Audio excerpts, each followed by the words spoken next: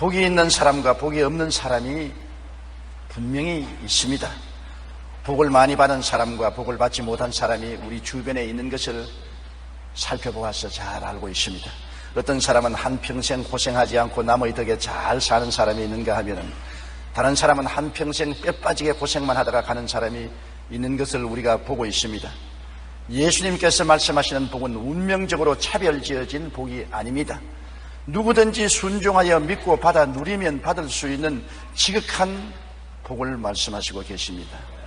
주님께서는 첫째로 마음이 가난한 자는 복이 있다고 말하셨습니다.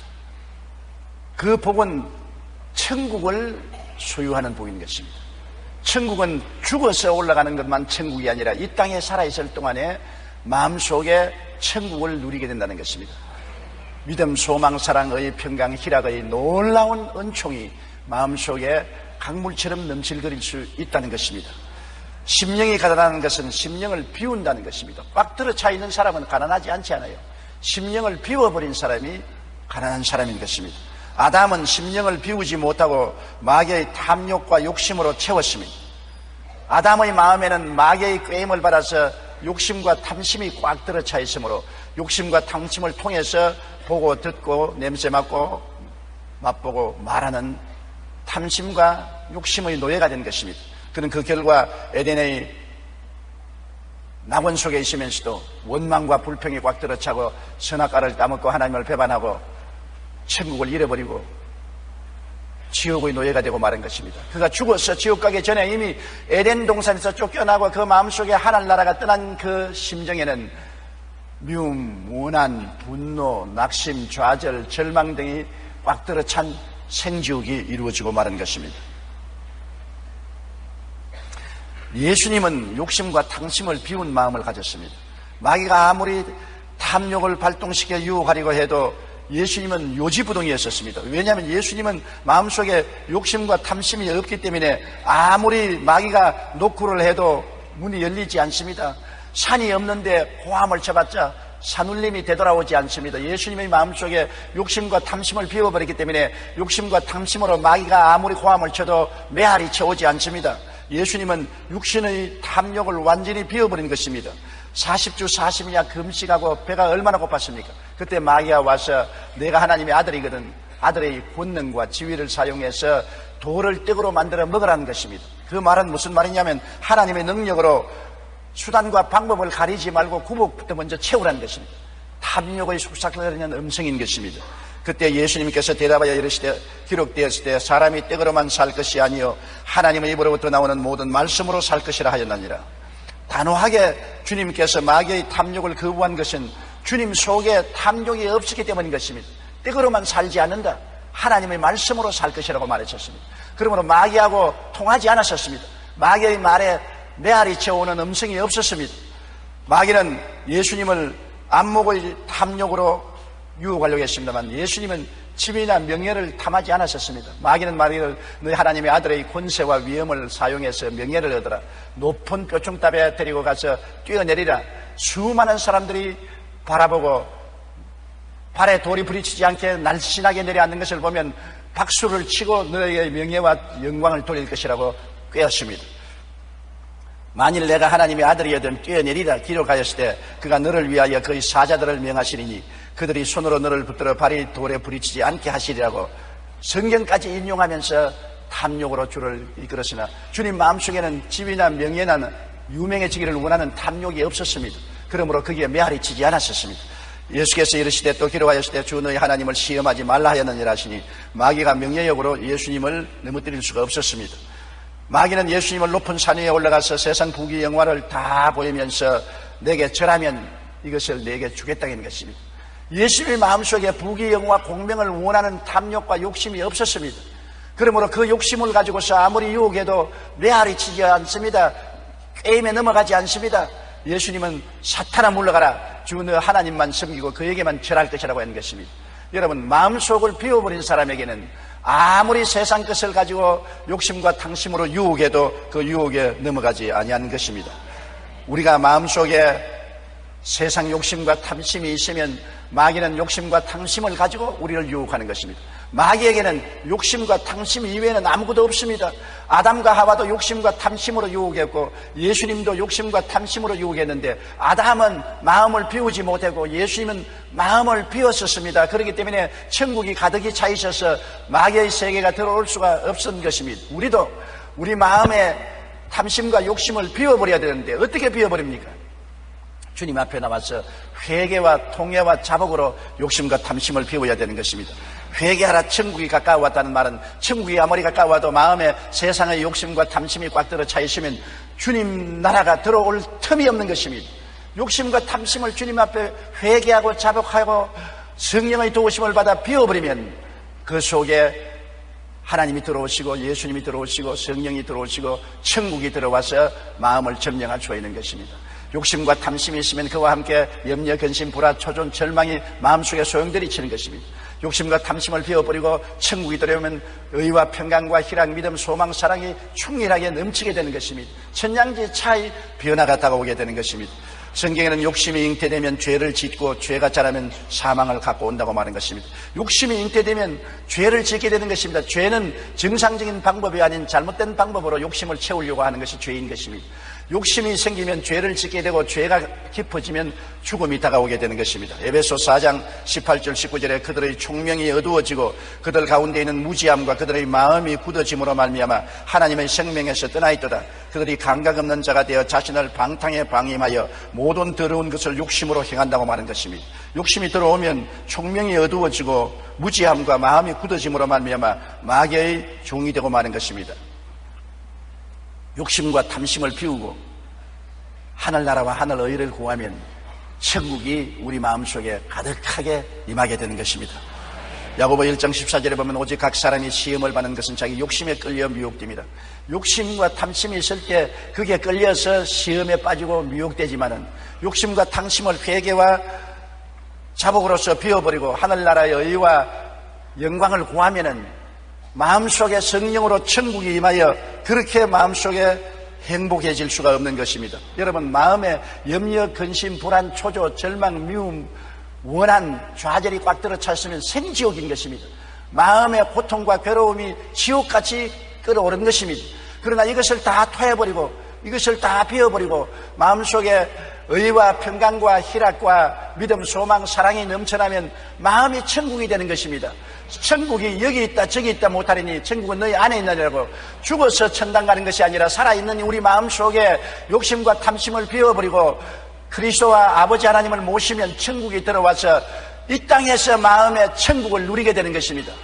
마음의 기쁨과 평안과 소망과 의와 영광이 넘치게 되면 얼마나 행복하게 되는지 모르는 것입니다. 행복은 우리 마음의 상태에 있지 환경에 있지 않습니다. 부귀영화 공명을 환경에 다 갖다 놓아도 마음이 지옥이 되어 있으면 결코 행복하지 않습니다. 아무리 어려운 처지에서도 마음이 천국이 있으면 행복하게 되는 것입니다. 여러분, 우리가 이 세상에 살면서 하나님의 택함을 받은 사람은 마음을 비우게 하기 위해서 시험과 환난을 당하게 하는 것입니다. 삶을 풍랑이 일어나면 욕심과 탐심의 짐을 부리게 되는 것입니다. 성경에 보면 지중해를 건너던 배들이 큰 풍랑을 만나면 배의 짐을 먼저 다 풀어서 바다에 던져버렸다는 것입니다. 풍랑을 만나면 짐을 불어야 배가 파손되지 않습니다. 우리도 인생을 살면서 삶의 풍랑을 만나면 짐을 부르게 되는 것입니다. 욕심과 탐심을 회개하고 자복하게 되고 주님 앞에 부르짖게 되면 주님의 나라가 우리 속에 임하게 되는 것입니다. 시편 119편 67절에 고난당의 전에는 내가 그릇 행하였더니 이제는 주의 말씀을 지키나이라고 말한 것입니다. 에베소 4장 22절로 24절에 너희는 유혹의 욕심을 따라 썩어져가는 구습을 따르는 옛사람을 벗어버리고 오직 너희 심령이 새롭게 되어 하나님을 따라 의와 진리의 거룩함으로 지음을 받은 새 사람을 입어라. 새 사람을 입으면 좋겠는데 울어도 못하고 힘쓰도 못하고 애쓰도 못하는 것입니다. 인간의 힘으로 안 되니까 우리가 깨어지고 회개하고 욕심과 탐심을 자복하면 성령이 도와주셔서 우리 마음을 청소시켜 주시고 성령의 도움으로 말미암아 아버지와 아들이 우리 마음에 안주하여 계시고 천국이 우리 심령 속에 임하게 되는 것입니다. 마음이 가난한 자는 천국을 소유하는 복이 되는 것입니다. 마음의 탐욕과 욕심이 꽉 들어 찬 자는 지옥을 마음속에 가지고 생지옥의 고통을 당하게 되는 것입니다. 이 세상에 부귀영화 공명이 결코 행복을 갖다 주지 않습니다. 욕심과 탐심을 비워야 하늘나라가 임하시고 하늘나라가 와야 의와 평강과 희락과 믿음, 소망, 사랑으로 출렁이는 삶을 살아갈 수가 있는 것입니다. 행복은 마음의 상태에 있지 환경에 있지 않다는 것을 우리가 알아야 되는 것입니다. 우리는 불행한 이웃을 탓하고 환경을 탓합니다만 이웃과 환경이 우리에게 불행을 가져올 고난은 없습니다. 아무리 마귀가 꾀어도 예수님은 마귀의 꾀임에 넘어가지 않았습니다. 마음에 탐욕과 욕심이 없으면 이웃의 어떠한 어려움에도 환경에도 우리는 고난을 당할 이유가 없는 것입니다. 마음에 하늘나라가 임할 수 있는 것입니다. 둘째로 주님께서는 애통하는 자는 복이 있나니 위로를 받을 것이라고 했습니다. 애통이란 무엇인 것입니까? 자기의 부족함을 알고 탄식하고 슬퍼하는 것을 말하는 것입니다. 자만하는 사람은 애통하지 않습니다. 자기가 잘났다고 생각하고 이만하면 되었다고 생각하는 사람은 어깨 쭉 펴고 주먹을 쥐고 금방지게 턱을 높이 들고 자만하지 애통하지 않습니다. 애통하는 사람, 가슴을 치는 사람은 자기가 얼마나 못나고 처참하고 모자란 사람인 것을 깨달아 알았을 때 가슴을 치고 탄식하는 것입니다. 그것을 헝그리 스피릿이라고 말합니다. 심신이 배고픈 사람을 말하는 것입니다. 자기가 심신이 배고픈 헝그리 스피릿을 가지고 있는 사람은 어찌하든지 배고픔을 면하려고 자기의 배고픔을 채우려고 노력하게 되는 것입니다. 시편 34편 18절에 야훼는 마음이 상한 자를 가까이 하시고 중심으로 통회하는 자를 구원하시는도다. 마음이 상해서 자기 부족함을 탄식하고 슬퍼하면 주님께서 와서 축복하시고 위로해 주시는 것입니다. 세계적인 원자력 전문가인 정근모 박사는 늘 1등 인생에 익숙한 사람이어서 마음에 애통함이 없었습니다. 경기 중고등학교를 수석으로 입학한 후에 경기고등학교 시절에는 4개월 만에 월반하여 서울대학교에 차석으로 입학한 천재였습니다. 24살에 우리나라 유학생으로 제일 먼저 어린 나이에 미국 플로리다 대학교에서 박사학위를 받고 교수가 되어서 꼬마 교수라는 이름을 얻었습니다. 미국 시민권을 얻고 미국의 과학계에 두각을 나타내는 놀라운 원자 전문한 학자였던 것입니다. 승승장구하며 나아가던 어느 날 갑자기 그의 아들이 심부정증으로 투병 생활을 하게 되어 지금까지 1등 인생에 있던 그에게 큰 고통이 찾아왔습니다. 이 세상의 부모에게 가장 괴로움은 자식이 고통당하는 것입니다. 자식이 신장이 망가져서 신부정증이 되어서 죽어가는데 이 세상 1등 인생이 무슨 소용이 있는 것입니까? 너무나 마음에 고통스러운 것입니다. 아들에게 자기 신장을 떼주는 과정에서 그는 하나님을 만나 중생을 체험했습니다. 그리고 그는 이들의 질병으로 인한 애통함이 없었더라면 그가 하나님 앞으로 나오는 일은 없을 것이라고 고백한 것입니다. 사랑하는 아들에게 닥친 죽음을 바라보고 얼마나 땅을 치고 애통하고 인간의 지혜와 총명과 모략과 재능으로 아무것도 할 수 없는 것을 깨닫고 회개하고 그때 예수님을 믿고 하나님께 두 손 들고 나온 것입니다. 그래서 정근모 박사가 구원받은 사람이 되고 구원을 받고 난 다음 뭘 해야 되겠는가? 조국과 민족을 위해서 일해야 되겠다고 미국 시민권 포기하고 한국으로 나와서 과학처 장관도 하고 전력회사 사장도 하고 오늘날 총장으로서 일하고 있는데 그가 교만하고 오만하고 자기 만족으로 꽉 들어 찬 인생이 아들이 신부정증에 걸림으로 애통하게 되었다는 것입니다. 애통하는 사람이 하나님의 위로를 받을 수가 있는 것입니다. 애통하지 않은데 하나님께서 도와주려고 말씀하지 않습니다. 너희는 내게 부르짖어라. 누가 부르짖습니까? 애통하는 사람이 부르짖는 것입니다. 그러면 내가 응답하겠고 내가 알지 못한 크고 은밀한 일을 보여주려고 말씀하신 것입니다. 애통하는 자는 복이 있나니 제가 위로를 받을 것임이라는 하나님의 위로가 임하는 것입니다. 애통하는 젊은이가 성공한 것입니다. 젊은이들이 놀러나 다니고 유흥업소나 들락거리고 돈이나 쓰고 번질하게 좋은 옷만 입고 다니면 애통하지 않은 마음을 가지고 있는 사람은 내일이 뻔합니다. 내일에 성공이라는 위로가 없는 것입니다. 그러나 잠을 자지 아니하고 호학을 해가면서 애통하는 마음으로 가난을 대물림하지 않겠다, 이 고통을 대물림하지 않겠다는 결심을 가지고 노력하는 사람은 위로가 다가오는 것입니다. 어떤 위로냐? 축복과 성공의 위로가 다가오는 것입니다. 지금 마음에 애통하는 사람은 장차 위로를 받고 즐거움을 얻게 되는 것입니다. 지금 웃고 즐기는 사람은 장차 울게 되는 것입니다. 지금 내 마음이 가난해야 헝그리 스피릿가 있어야 이 가난을 면하기 위해서 뼈 빠지는 고생을 하고 노력을 하고 애를 썼기 때문에 축복이 다가오는 것입니다. 하나님은 애통하는 마음을 가지고 노력하는 자에게 축복을 해주는 것입니다. 우리가 운동선수들을 보면 복싱선수나 육상선수나 다 가난한 사람들이 성공하는 것을 보았습니다.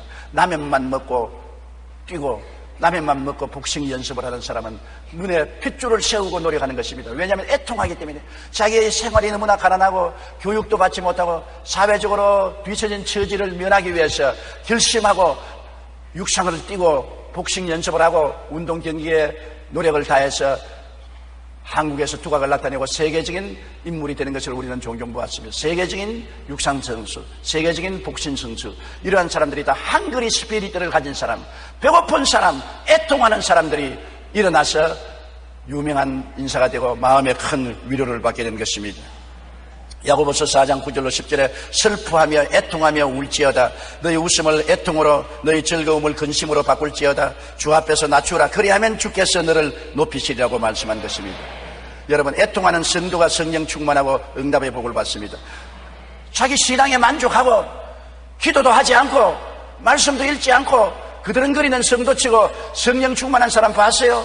내가 은혜가 모자라고 내가 인격적으로 부족하고 내가 하나님께 가까이 가지 못하니 너무나 답답한 일이다. 좀 더 하나님을 알고 좀 더 주님의 은혜를 받고 좀 더 성령 충만하고 좀 더 능력 있는 삶을 살겠다는 애통하는 마음으로 새벽기도 나오고 철야기도 하고 혹은 금식기도 하고 산상기도도 하고 부르짖고 외치고 하나님을 찾으면은 하나님이 그 마음속에 은혜로 채워주셔서 위로해 주시는 것입니다.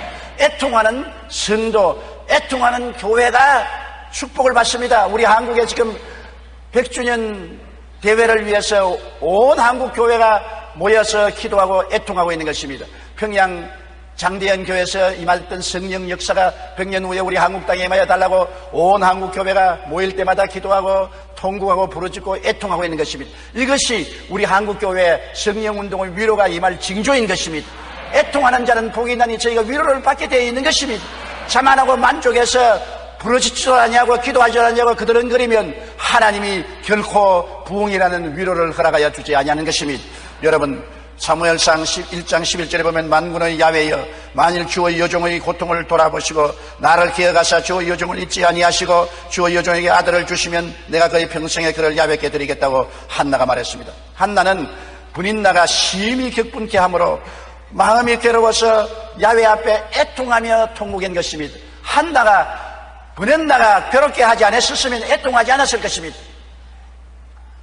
한나는 엘가나의 첫째 아내고 브넷나는 둘째 아내입니다. 둘째 아내는 아들을 쑥쑥 내가지고서 잘 사는데 첫째 아내인 한나는 자식이 없었습니다. 그런데 브넷나가 애통하지 않도록 아이고 형님 자식이 없으면 어떨까요? 내 자식이 형님 자식 아닙니까? 내 자식을 형님 자식으로 하세요. 그리고 위로해 주었으면 브넷나가 그만 마음에 편안히 가지고 기도 안 했을 것입니다. 그러나 브넷나가 자식도 못 낳는 처지에 무슨 첫째 마누라냐? 마누라 내놓아라. 내가 첫째가 되고 싶다. 네가 무슨 첫째 마누라냐? 자식 낳아봐라. 낳아봐라. 너무나 마음에 고통스럽고 괴롭기 때문에 성전에 올라가서 한나가 애통했습니다. 그 결과 하나님께서 애통함을 들으시고 위로해서 아들을 주었는데 사무엘을 주신 것입니다. 애통하는 자는 복이 있나니 저희가 위로함을 받게 되는 것입니다. 우리가 삶을 살아갈 때 여러 가지 애통할 수 있는 일들이 생기는 것입니다. 혹은 남편 때문에, 아내 때문에, 자식 때문에, 사업 때문에, 생활 때문에 고통이 다가와서 애통할 때 괴롭지만은 그 애통을 통해서 하나님의 은총과 위로를 받게 되는 것입니다. 우리가 돌이켜볼 때 우리가 가장 은혜를 받고 축복을 받은 때가 언제냐? 애통할 때였던 것입니다. 고난을 통해서 가슴을 치고 통곡하고 애통할 때 하나님이 찾아오셔서 응답해 주시고 체험해 주시고 위로해 주시고 신앙이 한 단계 발전한 것을 우리가 체험할 수가 있는 것입니다. 애통하는 자는 복이 있나니 위로함이 임하는 것입니다. 애통하기를 거치면 위로도 거칩니다. 애통하기를 거치면 큰 낭패가 납니다. 우리가 88 올림픽이 있기 전에는 6.25 이후 얼마나 한국 사람들이 애통했습니까? 우리도 잘 살아보자고 도시나 농촌 할 것 없이 얼마나 허리춤을 메고 고통을 당하면서 일하고 또 이랬었습니다. 애통하는 마음이 우리 한국 국민에게 꽉 들어차서 우리도 한번 잘 살아보자. 우리도 일본이나 미국처럼 한번 잘 살아보자. 그런데 88 올림픽을 하고 난 다음 온 세계 사람들이 한국에 와서 코리아 넘버원, 와, 코리아 크게 발전했다, 대단하다, 그런 칭찬을 받는 바람에 그만 어깨가 으쓱해져서 애통하는 마음이 없어버리고 마는 것입니다. 우리도 꽤 잘 사는가 보다. 그때부터 엄청나게 사치풍조가 한국에 바람이 불고 노사 분쟁이 일어나고 여러 사회 구석구석마다 잘못된 일들이 일어나기 시작한 것입니다. 결국 애통하는 마음이 없으니까 그 결과 무엇이 왔느냐? IMF가 오고 말한 것입니다. 애통하는 마음이 없기 때문에 IMF가 온 것입니다. IMF를 당해서 우리가 모두 다 또다시 정신을 차리고 가슴을 치고 애통하고 허리춤을 주르고 고통을 하니까 IMF를 능가해서 오늘날 이 시점까지 이르게 된 것입니다. 우리가 애통함을 잃어버리면 그때로부터 시작해서 내리막길을 걸어갑니다. 그러나 애통할 때는 하나님이 찾아오셔서 위로하고 은총을 베풀어 주시는 것입니다. 잠언서 16장 18절에 교만은 패망의 선봉이요 교만한 마음은 넘어짐의 앞잡이라 했습니다. 애통하지 않은 교만한 마음과 교만한 마음은 반드시 패망과 넘어짐을 가져오게 되는 것입니다. 요엘서 2장 12절로 13절에 야훼의 말씀에 너희는 이제라도 금식하고 울며 애통하고 마음을 다하여 내게로 돌아오라 하셨나니 너희는 옷을 찢지 말고 마음을 찢고 너희 하나님 야훼께로 돌아오라. 그러면 하나님이 위로해 주시고 북구시게 주시고 복을 주시겠다고 말씀한 것입니다. 애통하는 마음은 하나님의 큰 축복인 것입니다. 영육간에 애통하는 개인이나 민족은 미래의 위로가 다가오는 것입니다. 여러분 누구든지 하나님 앞에 가슴치고 통회하고 잡아가며 애통하는 사람을 보고달랑 미래의 위로가 있을 것을 예언할 수가 있는 것입니다. 영적으로도 애통해야 되고 육적으로도 애통해야 신령한 은혜도 물질적인 은혜도 축복도 다가올 수 있는 것입니다. 하나님은 은혜로우시며 자비로우시며 노하기를 더디하시며 인애가 크시사 뜻을 돌이켜 재앙을 내리지 아니하신다고 성경은 말씀하고 있는 것입니다. 애통하는 자에게는 이와 같은 복이 있는 것입니다. 셋째로 성경에는 온유한 자가 복이 있나니 땅을 기업으로 얻는다고 말한 것입니다. 인간의 상식으로 생각하면 사납고 힘세고 무자비한 자가 폭력으로 땅을 차지할 것 같이 생각되는 것입니다. 사람이 착하고 마음이 부드럽고 따뜻하고 양보하는 사람이 땅을 잃어버릴 것입니다. 여러분 아브라함과 롯을 보십시오. 롯은 아브라함의 조카입니다. 아브라함은 자기의 친아버지와 다름이 없습니다. 가나안 땅에 와서 아브라함의 목자들과 롯의 목자가 풀이나 우물 때문에 다투고 싸울 때 이것이 아브라함과 조카 롯 가운의 마음을 상하게 하는 것입니다. 그러면 조카가 온유한 마음을 가졌으면 아이고 삼촌 내가 잘못했습니다. 삼촌께서 좋은 땅을 좋은 우물이 있는 곳을 차지하십시오. 나는 삼촌을 보내시고 난 다음 내가 그 다음 땅을 차지하겠습니다. 이래야 될 거 아닙니까? 그런데 조카 롯은 아주 오만하고 방자하게 아브라함에게 대들었습니다. 그래서 아브라함이 조카야 내가 동일하면 난 서로하고 네가 남이라면 내가 북을 할 테니 내가 먼저 선택하라. 물론이죠. 젊은 내가 먼저 선택해야죠. 그래서 요단 땅을 바라보고 물도 넉넉하고 목초도 많으니까 그곳으로 가버렸습니다. 아브라함은 양보하고 메마른 가나안 땅에 남았습니다만 아브라함은 하나님과 더불어 남은 것입니다. 롯은 좋은 땅을 차지하러 갔으나 하나님 없이 갔고 아브라함은 비록 메마른 땅에 남았으나 하나님과 함께 남으니까 하나님께서 온유한 아브라함에게 복을 주어서 온 가나안 땅을 다 점령하게 하고 하나님 없이 소돔과 고모라로 내려간 롯은 패가 망신하고 마른 것입니다. 여러분 온유한 자가 실패하고 낭패하고 버림받는 것 같지만은 온유한 자는 하나님이 같이 계시기 때문에 결국 땅을 차지하게 되는 것입니다. 싸나운 자는 현재의 이익을 손에 얻는 것 같지만은 하나님과 같이 하지 않습니다. 양보하고 빼앗긴 온유한 자가 잃어버린 것 같지만은 여러분 그는 하나님이 같이 하시기 때문에 종국에는 하나님이 축복으로 돌이켜 주시는 것입니다. 하나님이 문을 열면 닫을 자가 없고 높이면 낮출 자가 없는 것입니다. 하나님을 소유하는 자가 이기는 자인 것입니다. 아무리 인간의 수단과 방법과 노력과 폭력으로 유익한 것을 다 취한다고 할지라도 그것은 얼마 가지 않습니다. 그러나 하나님을 취한 사람은 하나님이 없는 것을 있게 하시고 죽은 자를 살리시고 악을 선으로 변하는 기적의 하나님이기 때문에 결국에는 축복을 받게 되는 것입니다. 시편 37편 1절로 2절에 악을 행하는 자를 때문에 불평하지 말며 불의를 행하는 자들을 시기하지 말지어다. 그들은 풀과 같이 속히 배임을 당할 것이며 푸른 채소같이 수산할 것이라고 말한 것입니다. 동물의 세계에 우리가 비유를 보면 싸나운 짐승들이 잘 살 것 같으나 실상 보면 싸나운 짐승들은 수도 적고 험한 곳에 삽니다. 사자나 범이나 이리들을 보십시오. 들판에 돌아다니지 않습니다. 호산 절벽을 타고 다니면서 고통스러운 생활을 하고 숫자도 많지 않습니다. 사자가 숫자가 많습니까? 범이나 이리가 숫자가 많습니까? 그렇지 않습니다. 싸나운 자가 좋은 곳을 차지할 것 같지만은 들판은 차지하지 못하고 높은 바위 틈 사이에 돌아다니며 숫자도 많지 않습니다. 그러나 온유한 동물은 수도 많고 평탄한 곳에 삽니다. 가장 온유한 동물이 양입니다. 양은 물고 찢을 이빨도 없고 바다를 뿔도 없고 잘 뛰어갈 다리도 없습니다. 아유 온유한 짐승이 양입니다.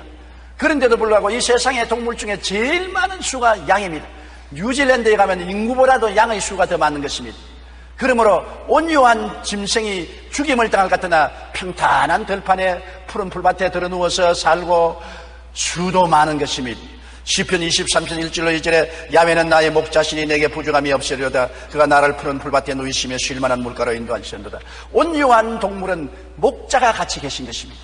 싸나운 짐승은 목자가 없습니다. 목자를 따를 이유도 없고 목자가 싸나운 짐승을 끌고 다니지도 않습니다. 온유한 짐승은 목자가 끌고 다니기 때문에 푸른 초장 쉴만한 물가로 이끌어주는 것입니다. 우리가 마음이 부드럽고 따뜻하고 겸손한 사람은 하나님을 의지하고 하나님을 목자로 삼기 때문에 하나님이 푸른 초장으로 쉴만한 물가로 인도해 주시고 하나님이 보호해 주심으로 머리가 되고 꼬리가 되지 않고 위에 있고 아래 내려가지 않고 구워줄 자들 꾸지 않는 사람이 되는 것입니다.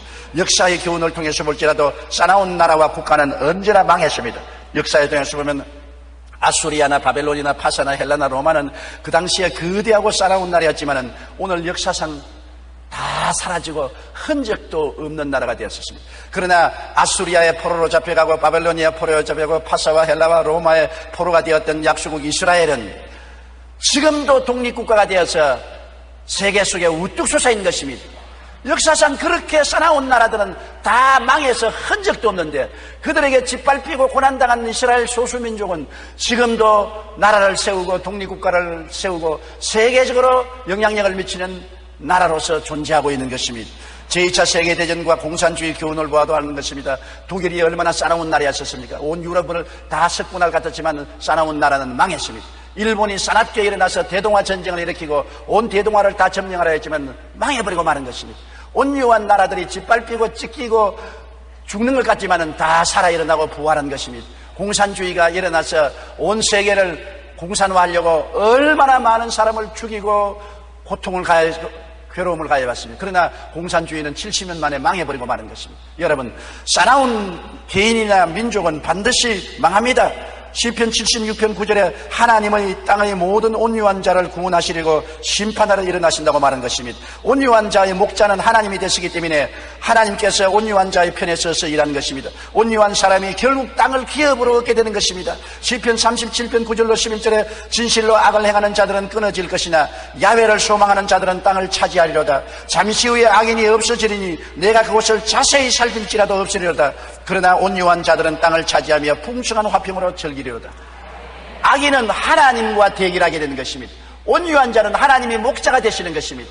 사람이 하나님과 대항해 싸워서 이길 수가 있는 것입니까? 하나님은 싸나운 자를 대항하시고 심판하시고 온유한 자를 돌보시고 인도하시고 보호하시는 것입니다. 그러므로 하나님은 온유한 사람을 이 땅을 차지하게 만들어주는 것입니다. 마태복음 11장 29절에 나는 마음이 온유하고 겸손하니 나의 멍에를 메고 내게 배우라. 그리하면 너희 마음이 쉼을 얻으리라고 주님이 말씀했습니다. 주님 자체가 온유하고 겸손합니다. 주님은 자기를 붙잡아 가는 사람에게 몸을 맡기고 때리는 사람에게 얼굴을 돌리고 수염이 뽑히고 십자가에 못 박이고 저항하지 않았었습니다.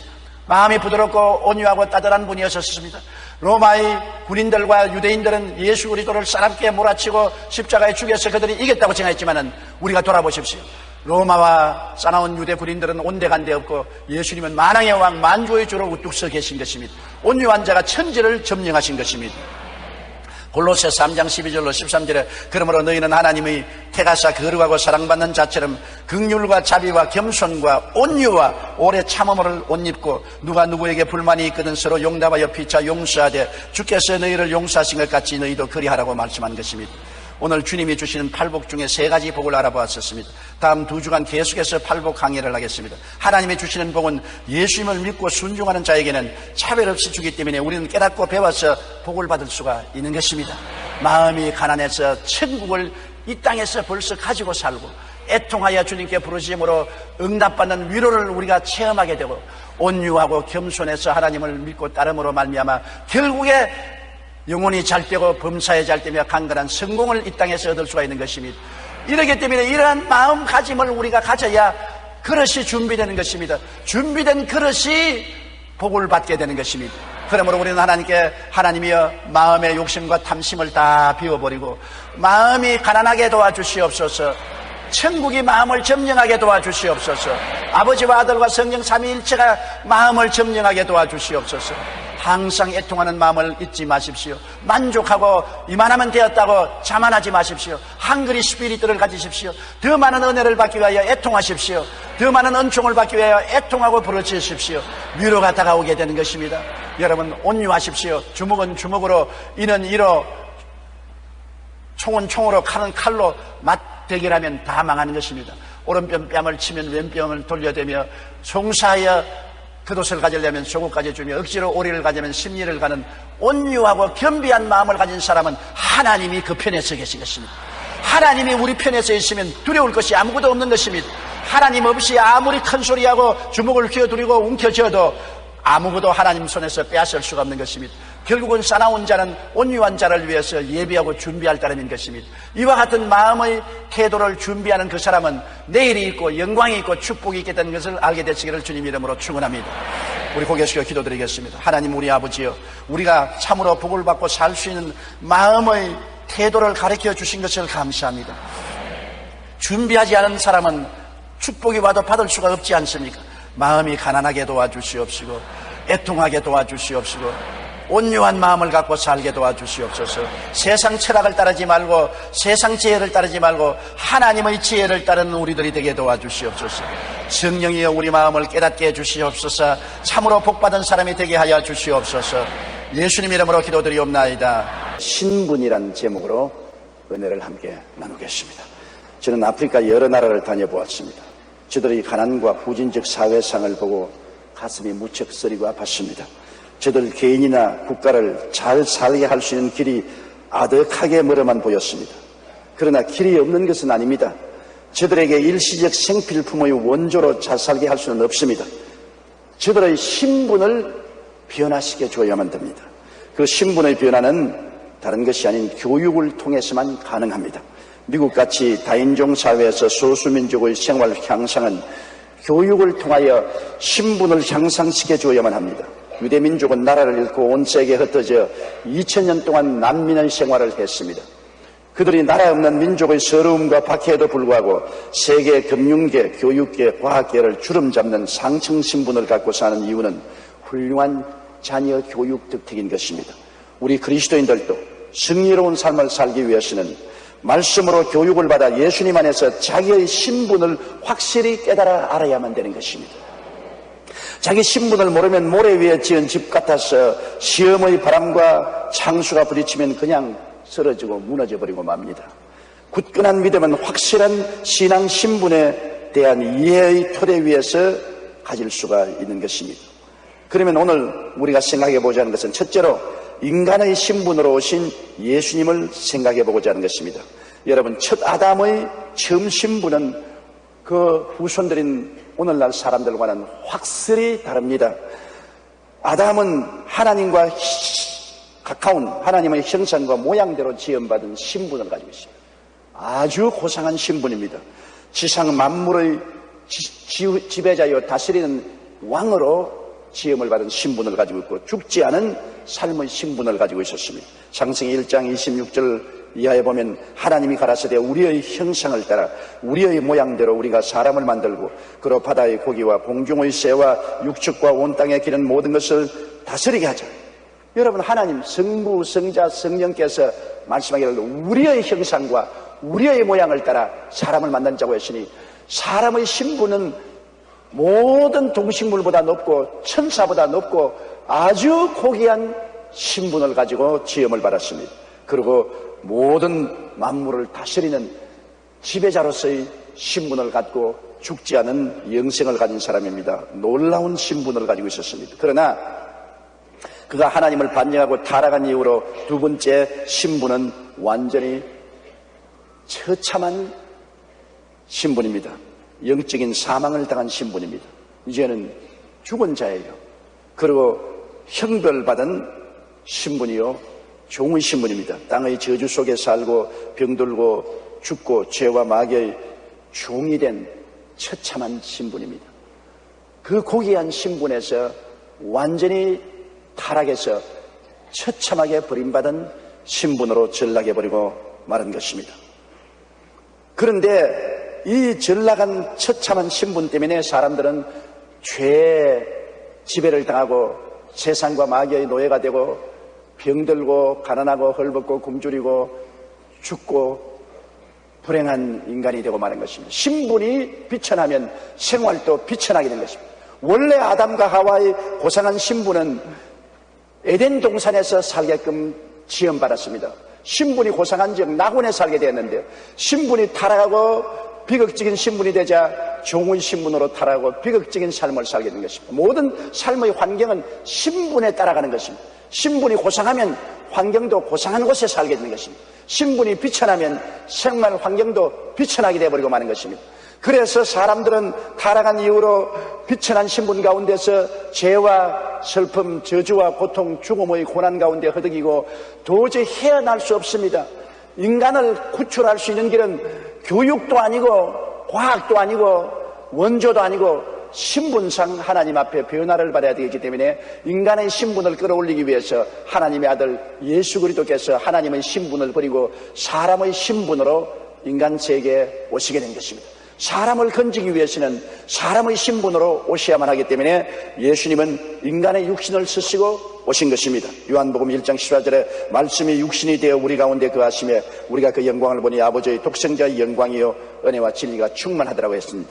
히브리서 2장 14절로 15절에 그도 또한 한 모양으로 혈육에 함께 속하심은 사망으로 말미암아 사망의 세력을 잡은 자 곧 마귀를 없이 하시며 또 죽기를 무서워함으로 일생에 매여 종로로 다는 모든 자들을 놓아주려 함이라. 인간의 신분으로 오셔서 종된 인간을 구출하기 위해서 주님께서 희생하겠다는 것을 보여주는 것입니다. 주님은 죄 없으시면서 죄인이 되어 오셨습니다. 죄인이 아닌데 죄인의 신분으로 오신 것입니다. 로마서 8장 3절로 4절에 율법이 육신으로 말미암아 연약하여 할 수 없는 그것을 하나님은 하시나니 곧 죄를 인하여 자기 아들을 죄 있는 육신의 모양으로 보내어 육신의 죄를 정하사 육신을 쫓지 않고 그 영을 쫓아 행하는 우리에게 율법의 요구를 이루어지게 하렵니다. 죄가 없는데도 죄 있는 인간의 육신, 인간의 신분으로 보내셔서 인간 대신하여 죄를 담당하여 죄의 허리를 꺾어버리게 하시려고 하나님이 하셨다는 것입니다. 고린도후서 5장 21절에는 하나님이 죄를 알지도 못하신 자로 우리를 대신하여 죄를 삼으신 것은 우리로 하여금 저희 안에서 하나님의 의가 되게 하려 했습니다. 죄악의 처참한 노예가 된 우리들을 하나님 앞에서 의로운 하나님의 자녀의 신분을 얻게 하기 위해서 우리 대신 죄를 짊어지게 하셨다는 것입니다. 더구나 예수님은 병이 없으면서도 병든 인간의 신분을 가지고 오셨습니다. 주님은 병을 전혀 알 수도 없고 병들 수도 없는 영원한 하나님이십니다. 그런데 병드는 인간의 신분을 가지고 오셔서 인간의 모든 연약과 병을 짊어지고 십자가에 올라가신 것입니다. 마태복음 8장 11절에 이는 선지자 이사야로 하신 말씀에 우리 연약한 것을 친히 담당하시고 병을 짊어지시듯 함을 이루려 하십니다. 예수님은 십자가에서 몹시 병들었습니다. 그 머리끝부터 발끝까지 온갖 형언할 수 없는 질병으로 고통을 당하셨습니다. 그것은 병이 없는데도 불구하고 인간을 건지기 위해서 병든 신분으로 십자가에 매달리신 것입니다. 예수님은 저주받지 않으셨으나 저주받은 인간의 신분으로 오신 것입니다. 예수님은 축복의 근본인 하나님이시여 하나님의 아들이신데 저주받은 인간의 신분으로 오셔서 이 땅에서 주님께서 풍천 노석을 하시면서 온갖 인간의 고통을 다 당하고 인간의 저주를 짊어지셨습니다. 갈라디아서 3장 13절에 그리스도께서 우리를 위하여 저주를 받은 바 되어서 율법의 저주에서 우리를 속량하셨으니 기록된 바 나무에 달린 자마다 저주 아래 있는 자라 하였음이라고 했습니다. 주님은 죽을 수 없으신데 죽을 수밖에 없는 신분으로 오신 것입니다. 하나님이 어떻게 죽으십니까? 하나님은 죽을 수 없습니다. 그런데도 인간의 몸을 쓰고 인간의 신분으로 오셔서 인간의 죽음을 대신 짊어지고 무덤에 들어가서 죽음과 싸워 이기고 사흘 만에 부활해서 일어나신 것입니다. 예수님은 우리와 연합하여 십자가에 달리신 것입니다. 로마서 6장 6절로 7절에 우리가 알거니와 우리 옛사람이 예수와 함께 십자가에 못 박인 것은 죄의 몸이 멸하여 다시는 우리가 죄에게 종로로 하지 아니하려 함이니 이는 죽은 자가 죄에서 벗어나 의롭다 하심을 얻었습니다. 주님이 십자가에 못 박인 것은 우리의 신분을 가지고서 못 박였으므로 우리가 주님과 함께 못 박인 것이 되고 마는 것입니다. 예수 죽음 내 죽음, 예수 무덤 내 무덤, 예수 승리 내 승리, 예수 부활 내 불활이 되게 만들어 주신 것입니다. 그러므로 오늘 둘째 우리가 알아야 될 것은 예수님이 우리 신분이 되어서 죽었다가 부활하심으로 우리는 예수님 안에서 그리스도의 신분을 담게 된 것입니다. 예수님은 하나님이 우리의 신분을 가지고 오시는데 이제는 주님이 죽었다가 부활하심으로 우리를 예수 그리스도의 부활하신 신분으로 끌어올리셨다는 것입니다. 그러므로 예수 믿는다는 것은 신분상 변화를 말합니다. 아담의 타락한 자손의 신분을 가졌다가 그리스도 안에서 이제는 용서받고 의롭다함을 얻고 부활한 하나님의 아들의 신분에 동참을 하게 된 것입니다. 예수님의 신분을 우리가 얻게 된 것입니다. 로마서 6장 3절로 5절에 무릇 그리스도 예수와 합하여 세례받은 우리는 그의 죽으심과 합하여 세례받은 줄을 알지 못하느냐. 그러므로 우리가 그의 죽으심과 합하여 세례를 받음으로 그와 함께 장사되었나니 이는 아버지의 영광으로 말미암아 그리스도를 죽은 자 가운데서 살리심과 같이 우리도 또한 새 생명 가운데서 행하게 하려 합니다. 만일 우리가 그의 죽으심을 본받아 연합한 자가 되었으면 또한 그의 부활을 본받아 연합한 자가 되리라. 우리는 그리스도와 연합한 자가 되어 그리스도와 함께 연합해서 죽었으면 무덤에 연합해서 함께 들어가고 부활했을 때 그리스도와 함께 연합해서 부활했으므로 이제는 부활의 신분에 우리는 동참하게 된 것을 알아야만 하는 것입니다. 우리는 의롭고 영광된 신분을 그리스도를 통해서 얻게 된 것입니다. 이 상도 죄악과 저주의 더러운 신분이 아닙니다. 그리스도 안에서 용서와 의로운 신분을 받고 하나님의 영광에 참여하는 장엄한 신분을 얻었습니다. 여러분은 신분상의 거대한 변화를 예수 그리스도 안에서 얻은 것입니다. 이제는 종의 신분이 아닙니다. 하나님의 아들의 영광에 참여하는 의로운 신분을 얻은 것입니다. 그리고 우리는 거룩하고 성령 충만한 신분을 얻었습니다.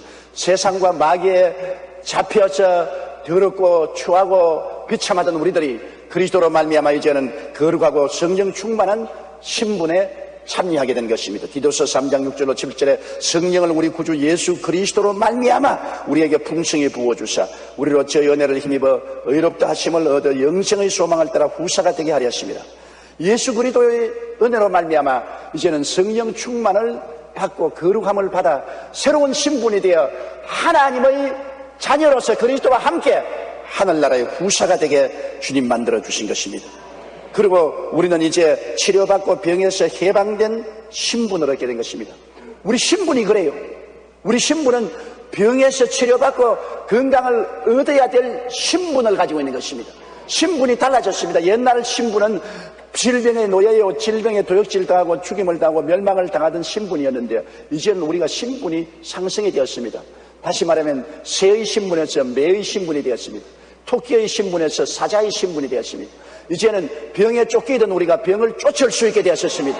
병에 짓밟히던 우리가 병을 짓밟을 수 있는 신분상의 변화가 다가오게 된 것을 알아야 되는 것입니다. 베드로전서 2장 24절에 친히 나무에 달려 그 몸으로 우리 죄를 담당하셨으니 이는 우리로 죄에 대하여 죽고 의에 대하여 살게 하려 하심이라. 제가 채찍에 맞음으로 너희는 나음을 얻었나니.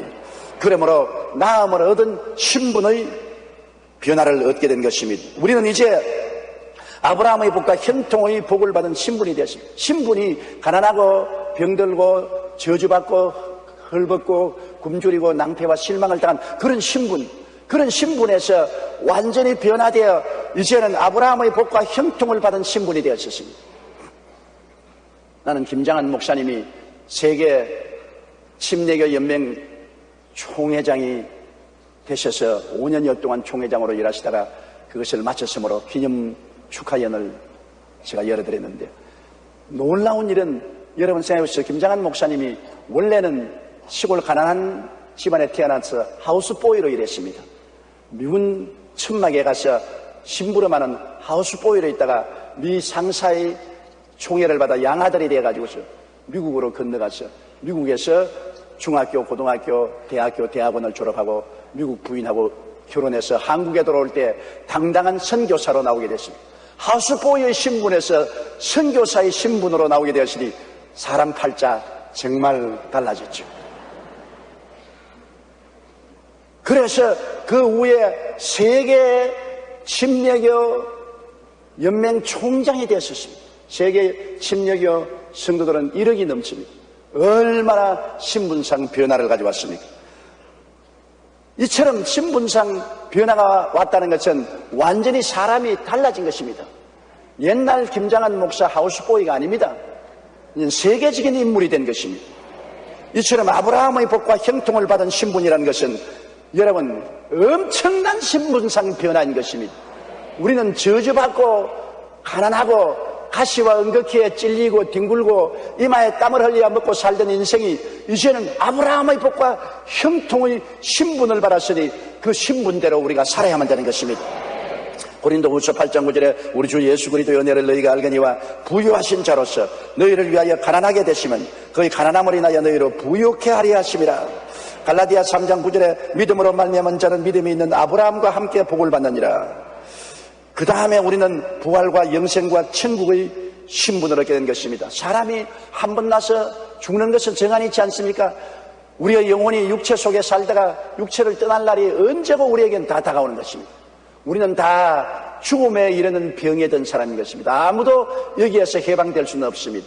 그런데 우리의 영혼이 육체를 떠날 때 우리들은 천국과 영생을 얻게 될 것이냐, 영원한 지옥의 고통 속에 들어가서 그 고통과 괴로움이 극에 달아서 부자가 아브라함에게 부르짖어 나사로를 식여서 찬물 한 방울 혀를 서늘하게 해달라는 그런 간절한 간구를 하는 처참한 지경에 떨어질 수도 있는 것입니다. 지옥이 얼마나 고통스럽고 얼마나 갈급하고 괴롭기에 물 한 방울입니다. 그것도 물 한 바퀴도 아닌 것입니다. 나사로를 식여서 손가락으로 물 한 방울만 적셔서 혀를 서늘하게 해주시옵소서. 그만큼 고통스럽고 괴로운 곳입니다. 그런 곳에 떨어져야 될 우리가 그리스도로 말미암아 부활과 영생과 천국의 영광스러운 신분을 얻게 된 것입니다. 신분이 얼마나 달라졌습니까? 지옥의 노예에서 영원한 천국의 하나님의 귀동자로 변화되게 된 것입니다. 에베소 2장 4절로 6절에 긍휼에 풍성하신 하나님이 우리를 사랑하신 그 큰 사랑을 인하여 허물로 죽은 우리를 그리스도와 함께 살리셨고 너희가 은혜로 구원을 얻은 것이라 또 함께 일으키사 그리스도 예수 안에서 하늘에 앉혔다고 말씀하고 있는 것입니다. 그러므로 셋째로 우리는 이제 달라진 신분을 따라 살아야 되겠다는 것입니다. 우리는 달라진 신분을 따라 살아야지 예수를 믿고 법적으로 신분이 달라지는데도 불구하고 옛날 아담의 자손 마귀의 노예된 신분 그대로 살아서는 절대로 안 됩니다.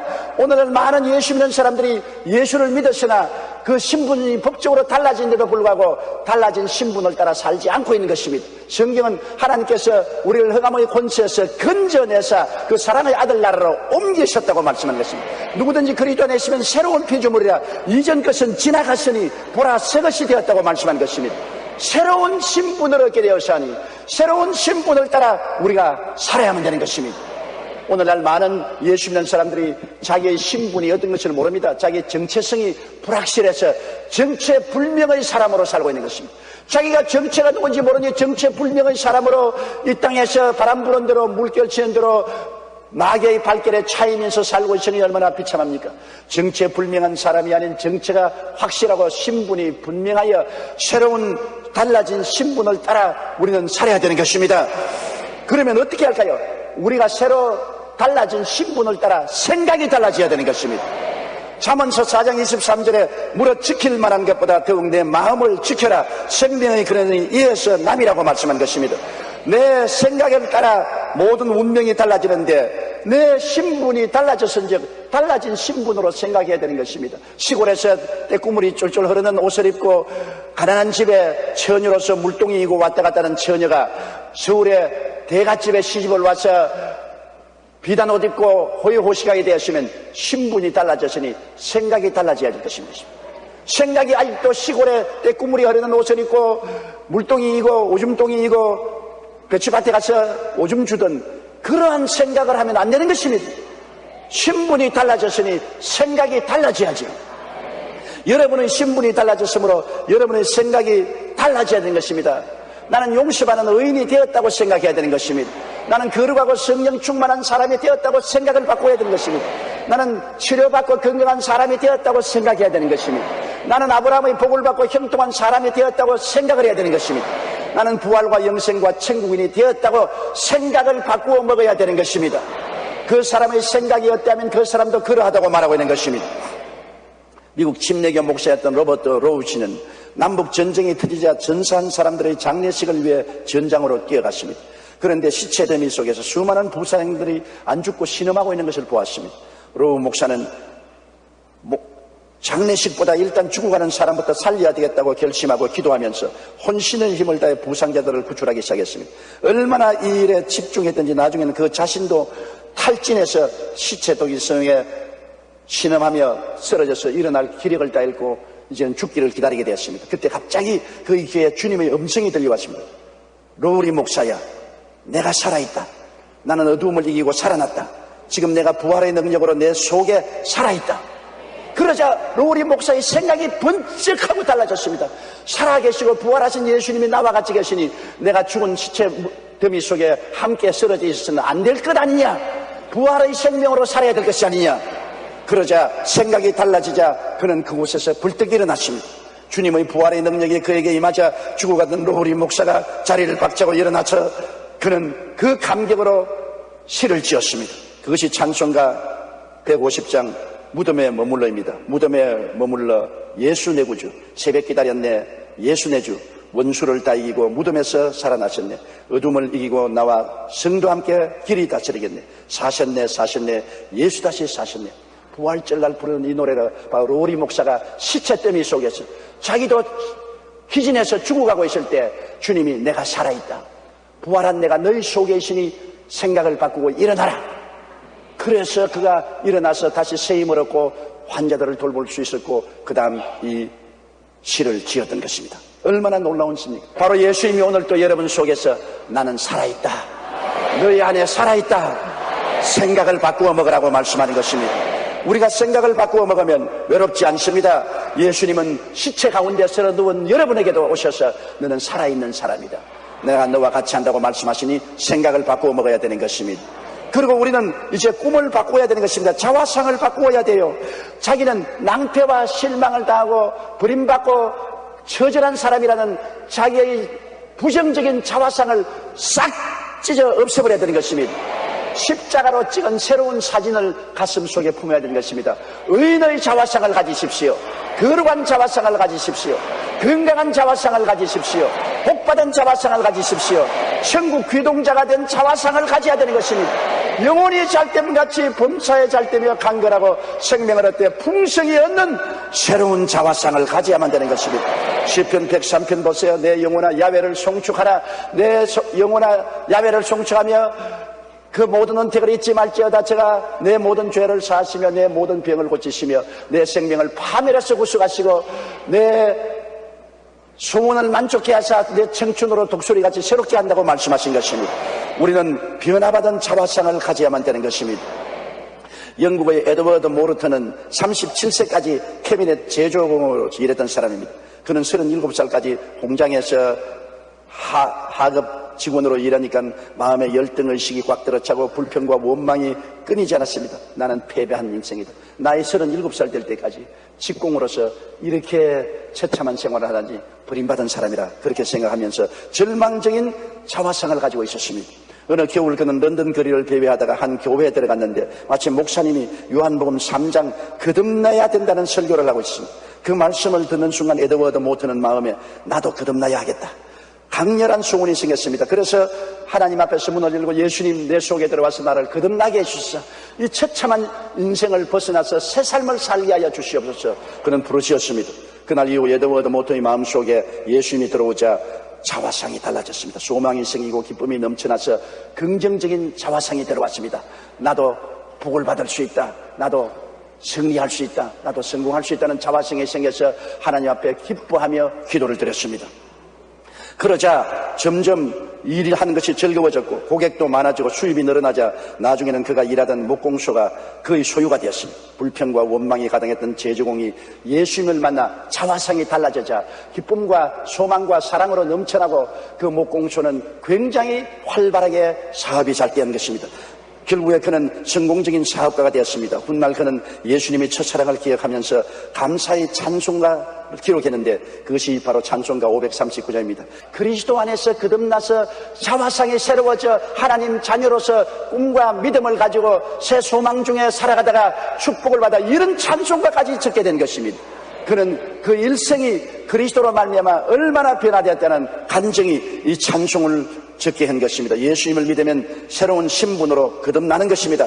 가난과 저주와 원망과 불평에서 벗어나 아브라함의 복과 형통을 이어받은 신분이 되기 때문에 무슨 일을 하든지 기쁨과 감사를 하게 되고 형통하게 되는 것입니다.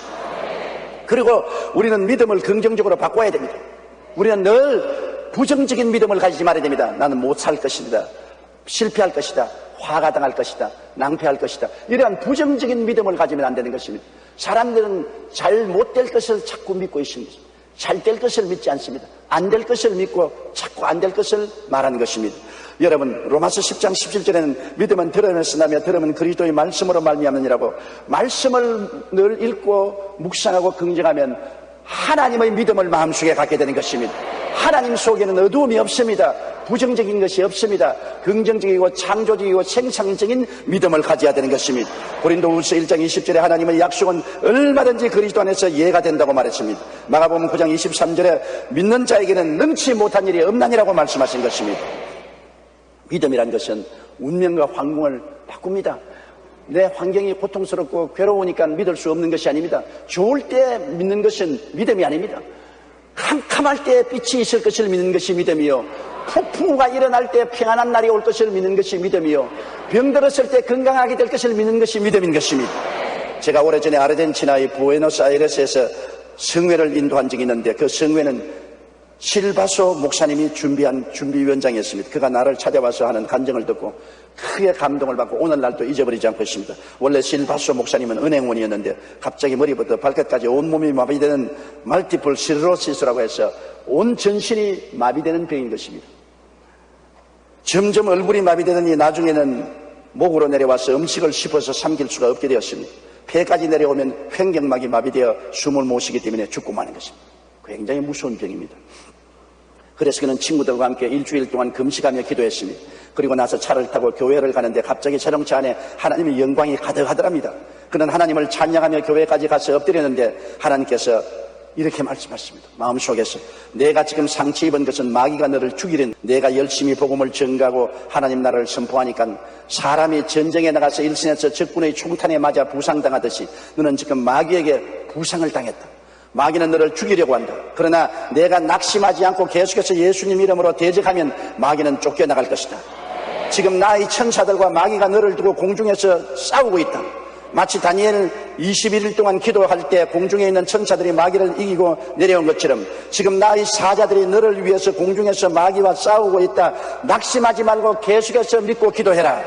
이렇게 하나님의 음성이 들려오더랍니다. 실바소 목사님은 낙심하지 않고 나는 이미 치료받았다. 건강한 사람이다. 병에서 해방되었다. 제가 채찍에 맞음으로 나음을 입었다. 그렇게 믿음을 선포하고 기도하며 마귀를 대적했습니다. 의사는 석 달밖에 못 산다고 했는데 1년이 지나도록 더 이상 병은 악화되지 않고 일진일퇴하면서 마귀와 싸웠습니다. 하루는 자고 일어났는데 아침에 일어나니까 마비정서가 온데간데 없이 사라졌습니다. 마귀가 쫓겨나간 것입니다. 하나님의 능력이 임하신 것입니다. 그가 예수님 안에서 변화된 신분, 치료받고 병에서 해방된 신분을 주장하며 기도하고 나아가자 병은 떠나가고 승리가 왔던 것입니다. 우리는 이미 예수님 안에서 변화된 신분을 가지고 있습니다. 십자가를 통해서 내가 얼마나 새로운 신분, 새로운 변화된 사람이 된 것을 늘 잊지 말고 기억해야 되는 것입니다. 마귀에게 종로로 갈 필요가 없습니다. 영생 부활의 신분으로 우리는 살아가야 되는 것입니다. 그러므로 신분이 달라지면 말도 달라져야 되는 것입니다. 신분이 달라지는데 왜 말이 안 달라지겠습니까? 촌 사람이여 촌놈 말을 하다가 서울에 올라와서 세련되면 서울 말을 써야 되지 않겠습니까? 신분이 달라지면 말도 달라지는 것입니다. 마태복음 12장 34절에 마음에 가득한 것을 입으로 말한다. 신분이 마음에서 달라지면 입으로 말하는 말도 달라지는 것입니다. 잠언서 6장 2절에 내 입의 말로 내가 얽혔으며 내 입의 말로 인하여 잡히게 되었다고 말했습니다. 잠언서 18장 21절에 죽고 사는 것이 혀의 권세에 달렸느니라고 말했습니다.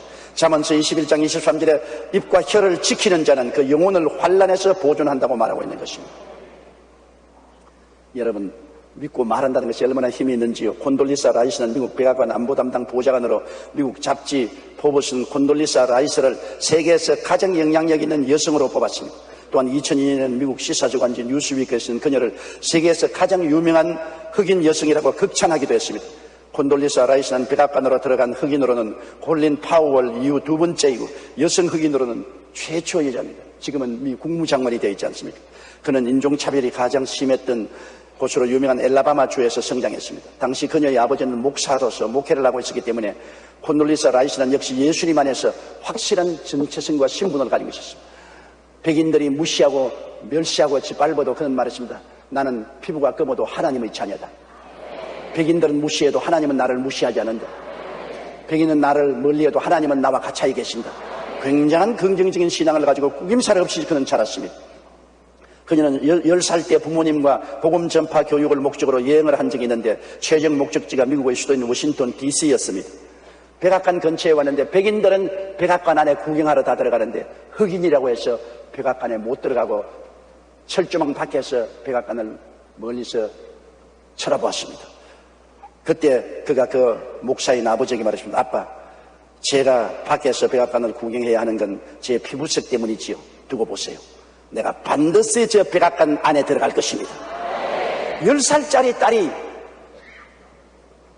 인종차별 때문에 백악관에 못 들어가고 밖에서 구경할 때 그는 마음속에 보세요.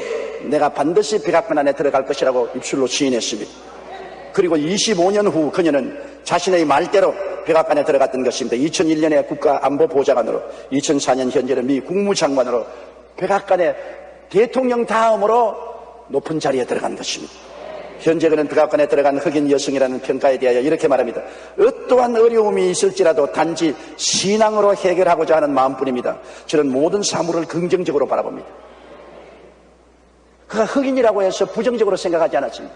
피부 색깔로 말미암아 그 생각이 좌우되지 않았습니다. 모든 것을 하나님의 자녀라는 확실한 신분과 정체성을 가지고 하나님 품 안에서 생각을 했기 때문에 열등의식도 좌절감도 없고 모든 환경을 극복하고 그의 말한 대로 이루어졌던 것입니다.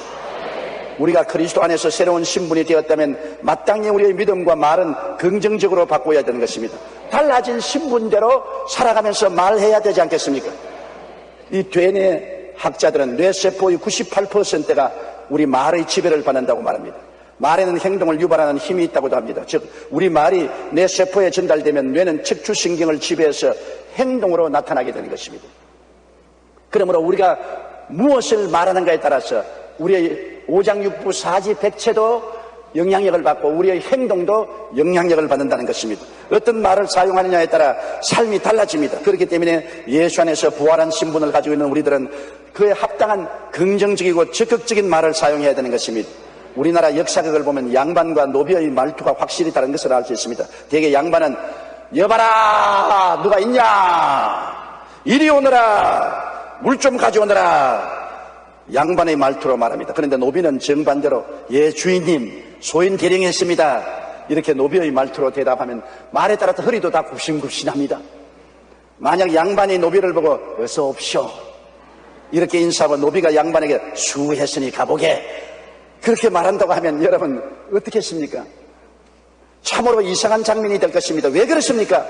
이들의 신분이 다르기 때문인 것입니다. 양반은 양반 신분을 가지기 때문에 양반처럼 말하고 노비는 노비의 신분을 가지기 때문에 노비식으로 말을 하는 것입니다.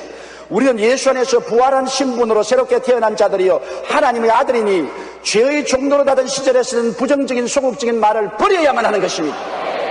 신분에 합당한 적극적이고 긍정적이고 창조적이며 고상하고 승리하는 말을 해야만 하는 것입니다. 여러분은 종이 아닙니다. 여러분은 예수 그리스도 안에서 하나님의 양반인 것입니다. 이러므로 신분에 합당한 말을 해야 되는 것입니다. 2001년 9월 11일 미국 뉴욕의 테러 이후 불확실한 신분으로는 세계 여행도 숙박도 할 수 없습니다. 오늘날 미국이나 구라파에 가려면 신분 조사가 얼마나 철저한지 몰라요. 불확실한 신분 가지고는 정체불명의 사람으로는 미국 돌아가지 못하고 세계를 여행하지 못합니다. 이처럼 예수님을 믿어도 주님 안에서 새롭게 된 자기 신분을 확실히 모르고 불확실한 존재면 결코 승리적이고 성공적인 신앙생활을 할 수가 없습니다. 십자가를 바라보고 달라진 신분을 마음속에 확인하고 재차 확인하고 다시 확인하고 그 신분을 따라 생각하고 그 신분을 따라 자화상을 꿈꾸고 그 신분을 따라 믿고 그 신분을 따라 말하고 살게 되시기를 예수 이름으로 축원합니다. 다 같이 고개 숙여 기도드리겠습니다. 전능하시고 거룩하신 아버지 하나님, 우리는 다 아담의 후손으로서 종의 신분으로 태어나서 종으로 짓밟히고 찢기며 살아왔는데, 우리 주 예수 그리스도 우리 종의 신분으로 오셔서 우리를 십자가에서 칭찬해 주시고 부활하심으로 끌어올려 그리스도와 함께한 신분을 얻게 해주심을 감사합니다. 고상하고 거룩하고 성공적이고 승리한 신분을 주셨으므로 우리의 새로운 신분, 새로운 정체성을 확인하고 살아가게 도와주시옵시고, 다시는 종의 멍에를 매지 말게 도와주시옵소서. 예수님 이름으로 기도드리옵나이다. 내 인생을 누가 살아주나, 이 제목으로 은혜를 나누고자 합니다. 어느 양갓집 처녀가 직업도 없고 장래가 불투명한 남자와 결혼하려고 했습니다. 그러니 처녀의 집 부모는 야단이 났습니다. 부모 형제들이 강력히 말리는데도 이 처녀가 하는 말은 한결같았습니다. 부모님이 내 인생을 살아주시겠어요? 내 인생 내가 사는데 왜들 이래요? 내가 잘 살거나 못 살거나 내 인생은 내 인생이니 더 이상 시비하지 마세요. 이 에피소드를 들었을 때 마음에 충격으로 다가오는 질문이 있었습니다. 과연 내 인생을 누가 살아주는가? 첫째로, 내 인생 내가 산다는 주장은 어디에서 나온 것입니까? 이것은 마귀가 아담을 꿰을 때도 똑같은 말을 사용했습니다. 너는 하나님의 종으로 하나님을 섬기고 살 필요가 없다. 너 인생 너가 살아라. 이게 마귀가 아담을 향해서 한 말인 것입니다. 창세기 2장 16절로 17절에 보면 야훼 하나님이 그 사람에게 명하여 가라사대 동산 각종 나무의 실과는 내가 임의로 먹되 선악을 알게 하는 나무의 실과는 먹지 말라. 내가 먹는 날에는 정령 죽으리라 하시니라. 그런데 마귀는 와서 왜 네가 하나님 앞에서 이래라 저래라 명령을 듣느냐? 너도 하나님처럼 독립해서 살아라. 너가 하나님이 되라. 내 인생 내가 살지 왜 남에게 속박을 받고 사느냐, 그렇게 말한 것입니다. 창세기 3장 4절 5절에 뱀이 여자에게 이르되 너희가 결코 죽지 아니하리라.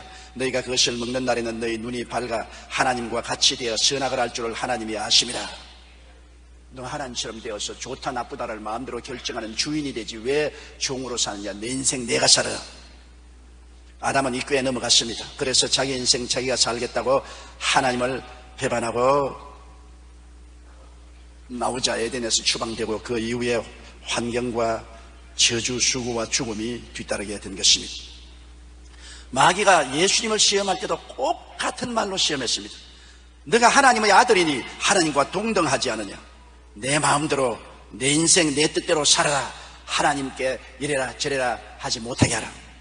예수님이 40주 40년 금식하고 줄이실 때 마귀가 와서 돌을 떡으로 만들어 먹어라. 내 인생 내가 살아라. 뭐 하나님께 먹고 사는 것조차 물어볼 필요가 있느냐? 내 인생 내가 살아라. 그때 예수께서 마태복음 4장 4절에 예수께서 대답하여 가라사대 기록되었을 때 사람이 떡으로만 살 것이 아니요 하나님의 입으로 나오는 모든 말씀으로 살 것이라 하였느니라. 단호하게 거부했습니다.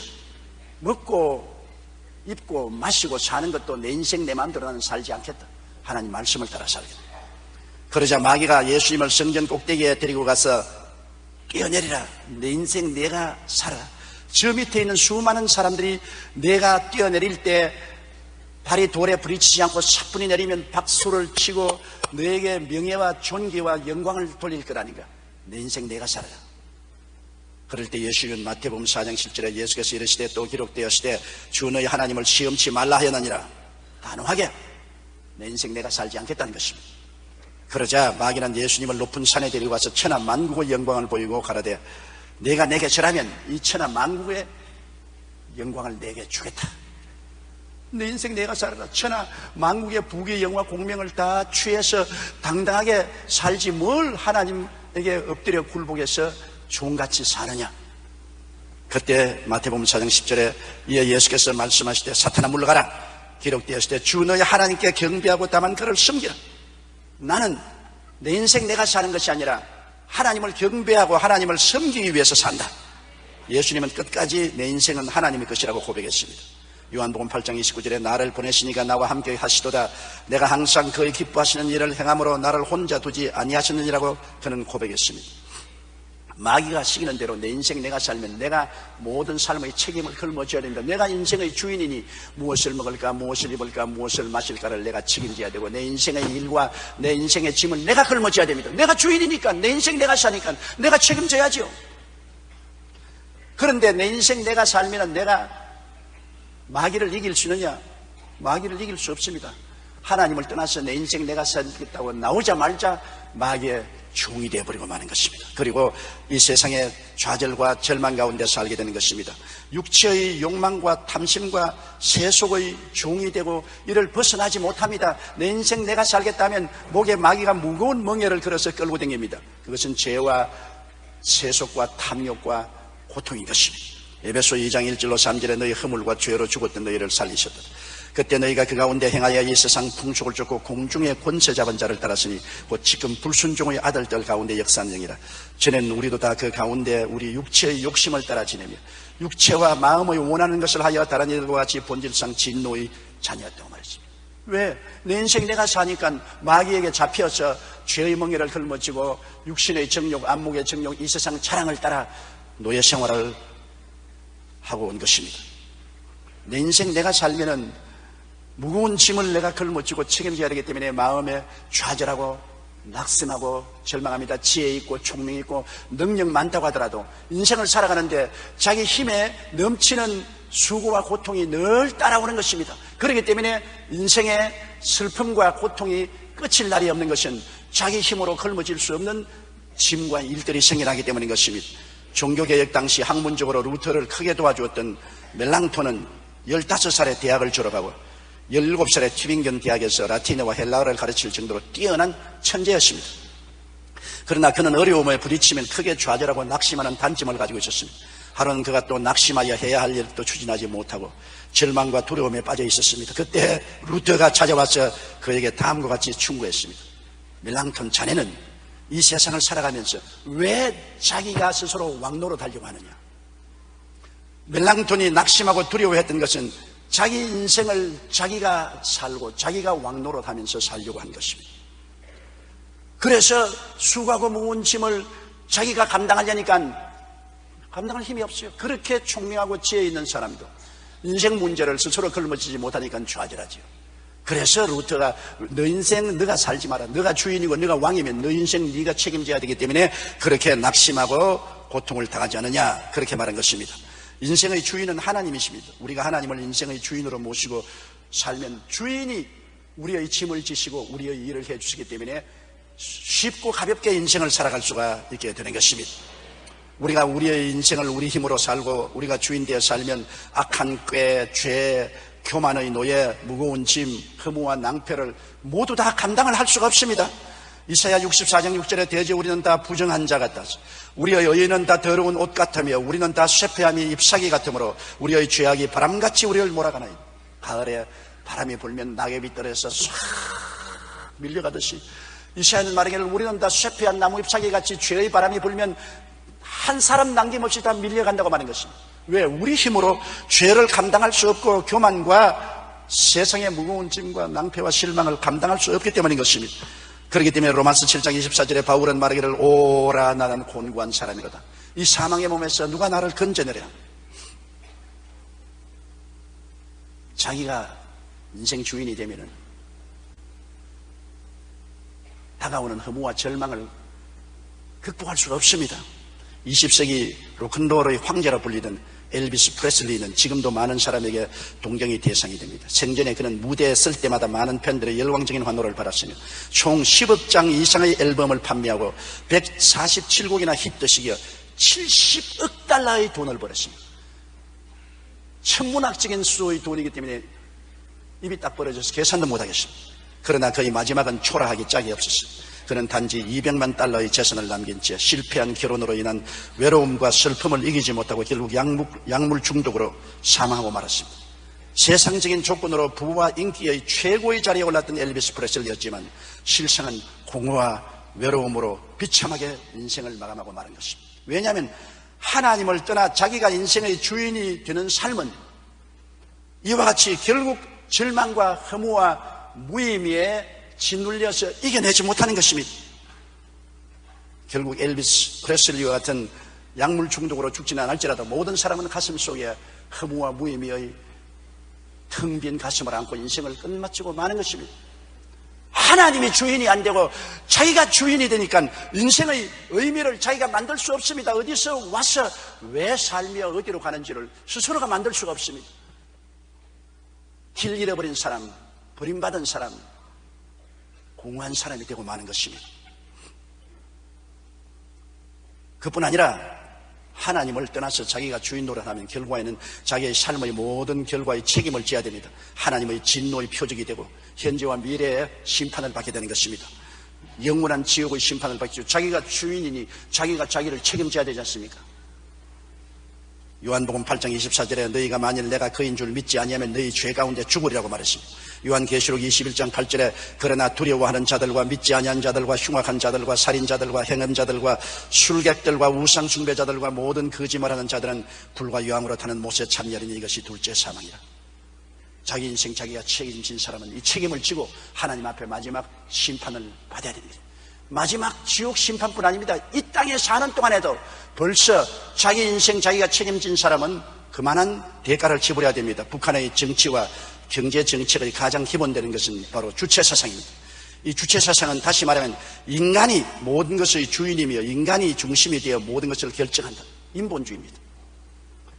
북한 측에서는 이 주체사상을 통해 각자가 주인의식을 갖고 계획을 해나가기 때문에 외부의 어떤 원조 없이 스스로 자립할 수 있다고 주장합니다. 그러나 얼핏 들으면 그럴듯하지만 그 결과는 어떻습니까? 경제는 피폐할 대로 피폐해져서 세계 최빈국 중의 하나로 전락하고 한 조사에 의하면 1995년에서 1998년 사이에 무려 350만 명이나 되는 북한 동포가 굶어 죽었다고 합니다.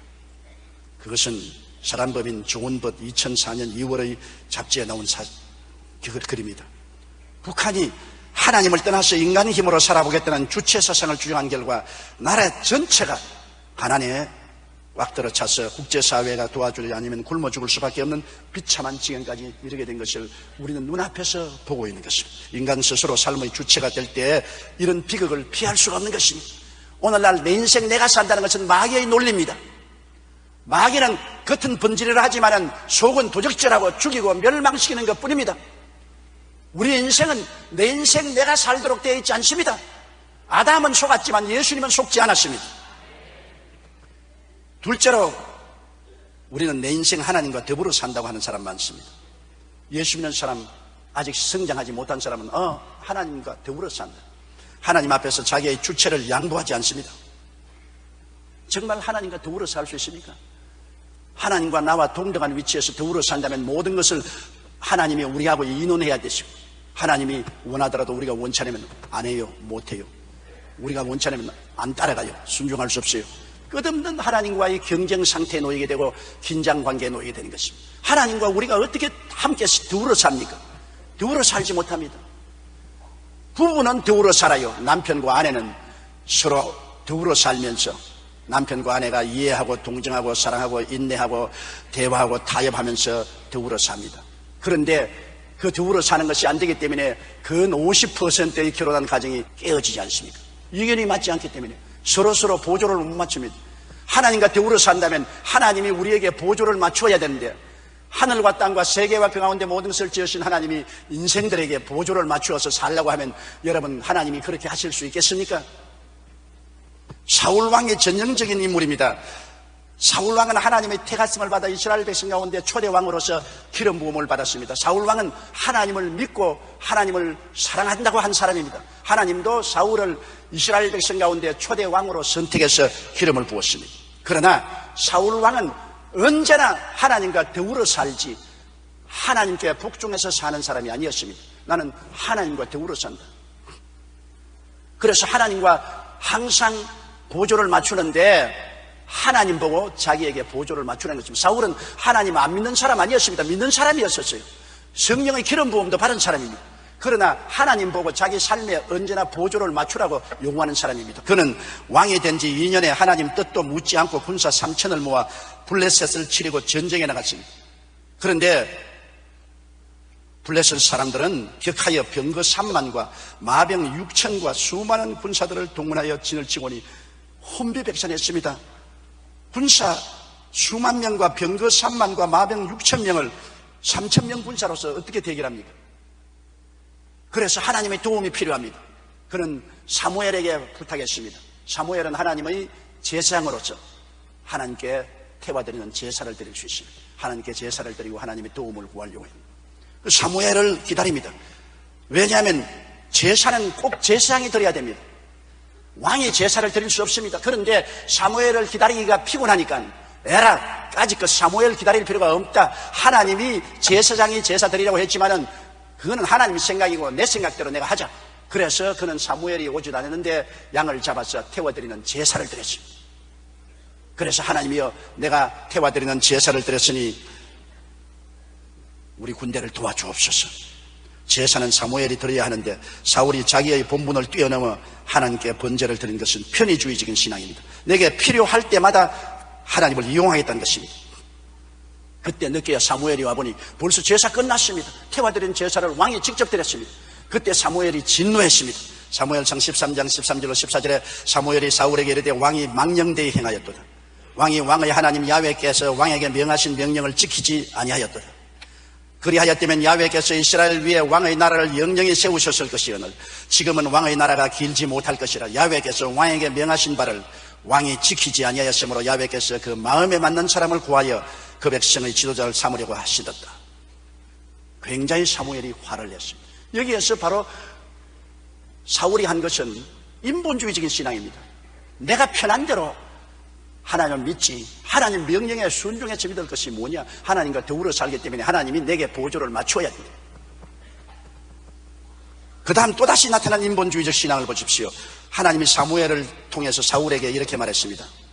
사무엘상 15장 2절로 3절에 만군의 야훼께서 이같이 말씀하시기를 아말렉이 이스라엘에 행한 일 곧 애굽에서 나올 때 길에서 대적한 일을 내가 추억하노니 지금 가서 아말렉을 쳐서 그들의 모든 소유를 남기지 말고 진멸하되 남녀와 소아와 젖먹이는 아이와 우양과 약대와 나귀를 죽이라 하시는 아말렉을 전멸하고 실을 말리라고 말했었습니다.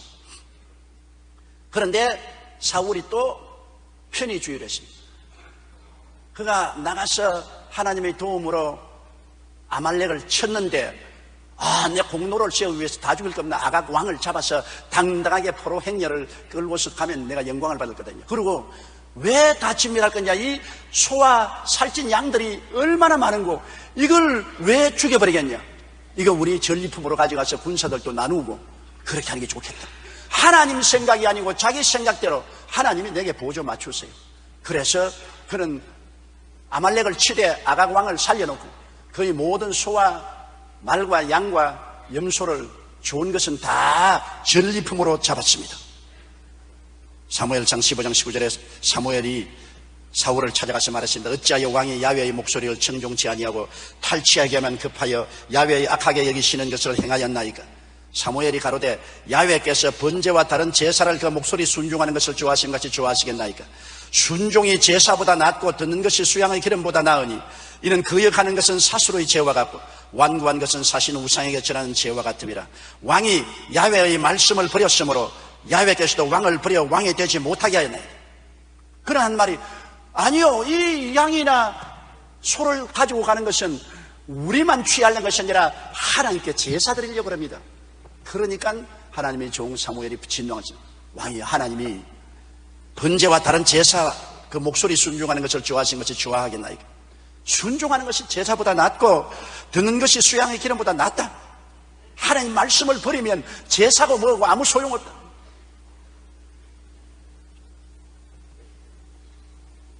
하나님과 더불어 나는 산다. 하나님이 내게 보조를 맞춰야 되는데 이것이 보통 사람들이 다 믿는 신앙입니다. 예수 믿고 난 다음 자기 중심에 서서 내게 좋으면 믿고 안 좋으면 안 믿는다. 내가 편하면 따라가고 편하지 않으면 안 따라간다. 내가 편하면 주일날 교회 가고 편하지 않은 날은 안 간다. 내가 필요하면 11조 안 드려도 되고 필요할 때만 드린다. 내가 주님을 예배하는 것 하고 싶으면 하고 안 하고 싶으면 안 한다. 편의주의, 인본주의. 그래서 하나님을 믿고 하나님과 더불어 살지만은 내 주체를 가지고 하나님은 내게 보조를 맞추어야 된다. 그러한 신앙은 결국에는 사울이 파선한 것처럼 파선하고 한다. 끝없이 하나님과 경쟁 상태에 놓이게 된 것입니다. 하나님과 밀고 땡기고 긴장 상태에 있는 것입니다. 여러분, 야곱이 그런 신앙을 가졌다가 야복 나루토에서 하나님하고 실험했지 않습니까? 밤새도록 하나님은 야복강을 건너가라는데 야곱은 건너가지 않겠다고 했어요. 밤새도록 실험하다가 하나님이 환두뼈를 치니 쩔눈바리가 되어서 도망칠 수 없어 절망의 벽에 취했을 때 그는 깨어지고 순종했습니다. 오늘날 많은 시험과 환난과 고통이 다가오는 것은 편의주의로, 인본주의로 하나님을 이용하려고 하기 때문에 하나님께서 시험과 환난을 통해서 깨뜨리는 것입니다.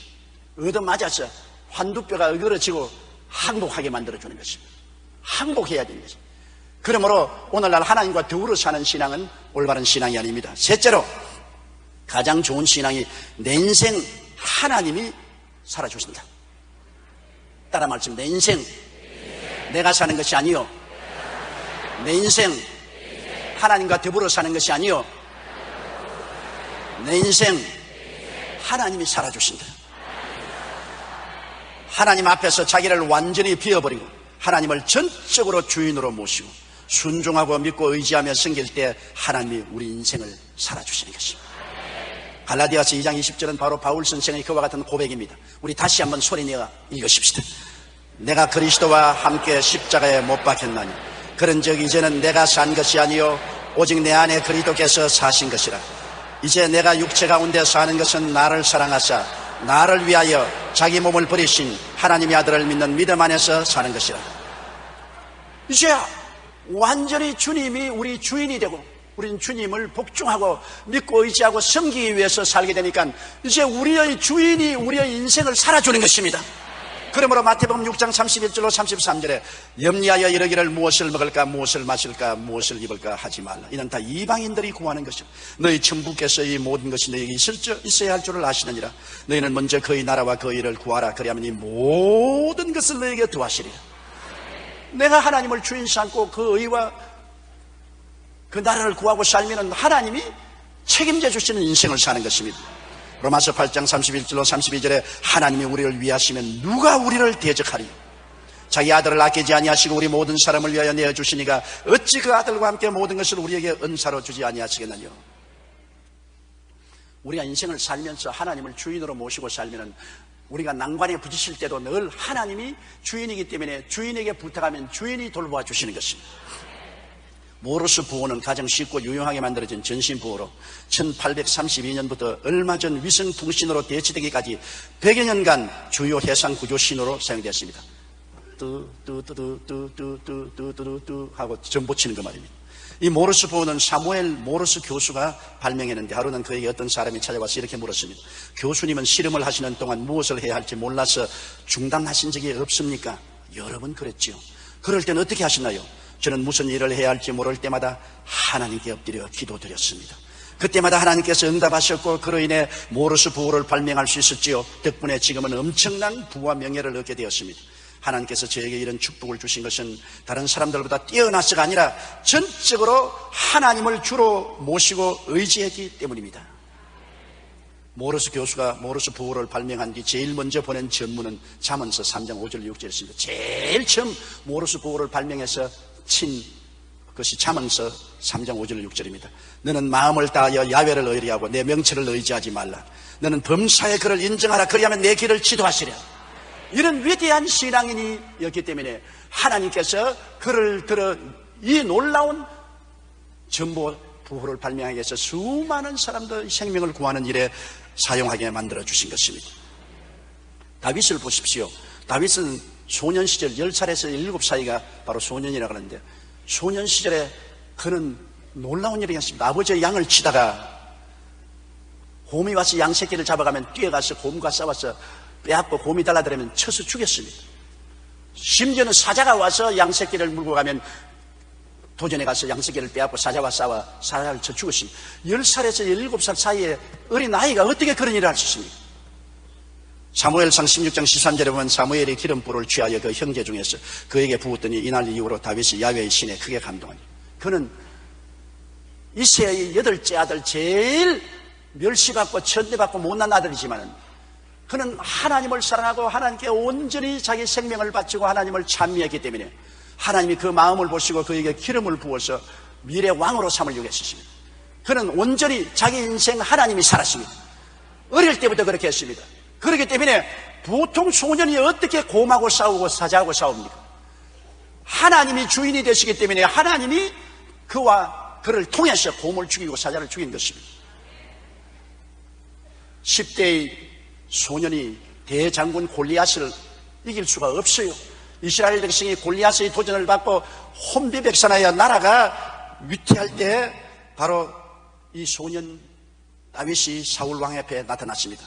그리고 내가 가서 싸우겠다니까 사울이 말하기를 너는 17살 먹는 소년이고 저 장군은 대장군인데 아예 가서 단칼에 너 목이 날아간다. 안 된다 그랬습니다. 그때 다윗이 이렇게 말했습니다. 다윗이 사울에게 고하되 주의 종이 아비의 양을 지킬 때 사자나 곰이 와서 양떼에서 새끼를 움키면 내가 따라가서 그것을 치고 그 입에서 새끼를 건져내고 그것이 일어나 나를 해하고자 하면 내가 그 수염을 잡고 그것을 쳐 죽였나이다. 주의 종이 사자와 곰도 쳤은즉 사시는 하나님의 군대를 모욕한 이 할례 없는 블레셋 사람이리까 그가 그 짐승의 하나같이 되리이다. 가로되 야훼께서 나를 사자의 발톱과 곰의 발톱에서 건져내셨은즉 나를 이 블레셋 사람의 손에서도 건져내시리이다. 사울이 다윗에게 이르되 가라 야훼께서 너와 함께 계시기를 원하노라. 장군들도 무서워 벌벌 떠는데 다윗이 어떻게 감히 나가겠댔습니까? 다윗은 자기는 자기가 아니라 하나님이 자기 인생을 살아준다는 것을 알았습니다. 그러므로 그 싸움은 자기의 싸움이 아니라 야훼의 싸움이라고 알았었습니다. 만군의 야훼께서 자기 인생 살아주시고 자기를 통해서 싸워주시니까 골리앗이 아무리 대장군이라도 하나님과 싸워서 이길 수가 있겠습니까? 골리앗은 키가 2m 80cm니 얼마나 큽니까? 제가 1m 73cm니까 저보다 1m나 더 큽니다. 갑옷 무게가 57kg에 창날 무게가 7kg입니다. 거인이었습니다. 그런데 다윗이 이 골리앗을 대항해서 나가면서 그가 한 말을 들어보십시오. 아주 가슴이 찌릿한 말을 했습니다. 다윗이 블레셋 사람에게 이르되 너는 칼과 창과 단창으로 내게 오거니와 나는 만군의 야훼의 이름 곧 내가 모욕하는 이스라엘 군대의 하나님의 이름으로 내게 가노라. 오늘 야훼께서 너를 내 손에 붙이시리니 내가 너를 쳐서 내 머리를 베고 블레셋 군대의 시체로 오늘날 공중의 새와 땅의 짐승들에게 주어 온 땅으로 이스라엘의 하나님이 계신 줄 알게 하겠고 또 야훼의 구원하심이 칼과 창에 있지 아니함을 이 무리로 알게 하리라. 전쟁은 야훼께 속한 것인즉 그가 너희를 우리 손에 붙이시리라. 다윗이 이렇게 큰 말을 할 수 있는 것은 자기 인생 자기가 살지 않고 자기가 하나님과 더불어 사는 것도 아니고 완전히 하나님을 하나님으로 왕으로 주인으로 목자로 받아들여서 자기 인생 하나님이 살도록 했기 때문에 담대하게 하나님을 의지해서 이 말을 할 수가 있는 것입니다. 눈에는 아무 증거 안 보이고 귀에는 아무 소리 안 들리고 손에는 잡히는 없고 앞길이 칠흑같이 어두워도 인생 하나님이 살아주신다. 동남풍아 부르라 서북풍아 부르라 바람아 부르라 눈보라야 쳐라 흠산줄령아 막혀라. 내 인생 내가 살지 않고 하나님과 더불어 살지 않고 내 인생 하나님이 살아주시니 하나님께서 넉넉히 이기신다고 말할 수가 있는 것입니다. 중세 유명한 성직자 토마스 아켐퍼스의 기도문은 전적인 주님의 주권을 고백한 것으로 유명합니다. 그는 다음과 같이 기도했습니다. 오 주여 주께서 더 나은 길을 아십니다. 주께서 원하시는 대로 이것이나 저것이나 다 되게 하여 주옵소서. 무엇이나 주께서 원하시는 것은 원하시는 그것만큼 또 주께서 원하실 때 주옵소서. 꼭 주님의 존귀를 위하여 나에게 행하시옵소서. 주께서 보내고 싶은 곳에 나를 보내시고 만사의 주의 뜻대로 하시옵소서. 나는 주의 손에 있사오니 바퀴처럼 마음대로 돌리시옵소서. 나는 주님의 종입니다. 무엇이나 명령대로 하겠나이다. 나는 나를 위하여 살기를 원치 않나이다. 주님만을 위하여 살기를 원하나이다. 그렇습니다. 우리의 삶의 주권은 주님께 있습니다. 여러분 인생이 여러분의 것이 아닙니다. 여러분의 과거도 현재도 미래도 주님이 가지고 계시고 주님이 주권자인 것입니다. 하나님을 전적으로 주인으로 모시고 순종하고 믿고 의지할 때 하나님이 우리 인생을 살아주십니다. 주님께서 뭐라고 했습니까? 마태복음 11장 28절로 29절에 수고하고 무거운 짐진 자들은 다 내게로 오라. 왜 너 인생 내가 살면서 왜 수고하고 무거운 짐을 짊어지느냐? 수고하고 무거운 짐진 자들아 다 내게로 오라. 내가 너희를 쉬게 하리라. 나는 마음이 온유하고 겸손하니 나의 멍에를 메고 내게 배우라. 그러면 너희 마음에 쉼을 얻으리라. 여러분 온유란 뜻은 라틴어로 미티스란 말입니다. 미티스란 말은 재갈을 먹인다는 뜻으로 말이 길들여지기 전에는 거칠고 사납지만 재갈을 물림으로 인해 순하게 된다는 것을 의미하는 것입니다. 자기 멋대로 달리는 야생마는 사람이 타지 못합니다. 입에 재갈을 물려서 길들여 놓으면 나중에 온순해져서 어린아이라도 탈 수 있습니다. 주님은 우리에게 자기가 하나님 앞에 온유한 것처럼 길들임을 받아 전적으로 순종하는 것입니다. 그리고 온유란 말은 영어로는 humility인데 이는 라틴어로 후무스란 말인 것입니다. 흙 또는 땅이라는 것입니다. 온유라는 것은 흙 위에 땅 위에 납작하게 엎드리라는 것입니다. 그래서 오직 하나님을 쳐다보고 하나님만 의지하라는 것입니다. 예수님께서 나는 재갈을 물린 말과 같이 주님 시키는 대로 한다. 나는 겸손해서 흙에 엎드려서 하나님만 바라보고 하나님만 믿고 의지한다. 나에게 이것을 배워라. 그래야하면 하나님이 너 인생 살아주신다. 하나님이 너의 무거운 짐을 짊어지시고 너의 일을 해주시고 너는 마음의 평안함을 가지고 산다. 동남풍이 불고 서북풍이 불어도 가시밭길을 걸어가도 태산줄령을 건너가도 너는 마음의 평안을 가질 수 있는 것은 하나님이 너 인생을 살아주신다. 여러분, 마귀는 내 인생 내가 살아라. 하나님이고 뭐고 없다. 내 인생 내가 살아라. 그렇게 말합니다. 또 자라지 못한 어린아이 신자들은 나는 하나님과 더불어 산다. 하나님이 내게 보조를 맞춰와라 합니다. 그러나 성장한 신자는 내 인생 내가 사는 것이 아니요 하나님과 더불어 사는 것도 아니요 하나님이 내 인생을 살아주십니다. 나는 죽고 또 죽고 또 죽고 십자가에 매달려 죽어버리고 이제 내가 사는 것은 내가 아니요 내 안에 예수 그리스도가 하나님이 사신 것입니다. 하나님께 절대 복종하고 하나님을 믿고 의지하고 하나님을 섬기기 위해서 삽니다. 나를 붙잡아 주신 이도 하나님이시요 나를 채워 주신 이도 하나님이시요 나에게 열매 맺게 해 주신 이도 하나님이십니다. 하나님은 내 안에도 밖에도 온통 충만하여 나는 하나님으로 말미암아 사는 인생이 되는 것입니다. 이것이 참 평안을 가지고 승리하는 인생을 살고 천국까지 무사히 도착하는 신앙생활이 되는 것입니다. 다 같이 고개 숙여 기도드리겠습니다. 거룩하시고 영광스러우신 우리 아버지 하나님, 아담과 하와의 타락한 그 삶이 오늘날 세계에 팽배하여 사람들은 하나님을 버리고 제 인생 제가 산다고 합니다. 사람들은 제 인생 제가 살기 때문에 시기와 분노와 질투와 전쟁과 고통이 끝이지 않습니다. 인간한 수가 무거운 짐을 짊어지지 못하기 때문에 피투성이가 됩니다. 아버지여, 또 많은 신자들이 시험을 당하고 고통을 당하고 매를 맞고 부러지고 하는 이유는 내 인생 하나님과 더불어 산다고 하나님 보고 자기 삶의 발걸음에 보조를 맞추러 가면 하나님으로부터 매를 맞고 있습니다. 아버지여, 예수님을 배우게 하여 주시옵소서. 온유한 마음으로 입에 자갈을 물고 절대로 순종하고 겸손한 마음으로 땅 위에 몸을 엎드려서 믿고 의지하고 순종하여 살아서 하나님이 우리의 하나님이 되시고 왕이 되시고 주인이 되시고 목자가 되셔서 우리 인생을 살아주게 하여 주시옵소서. 예수님 이름으로 기도드리옵나이다.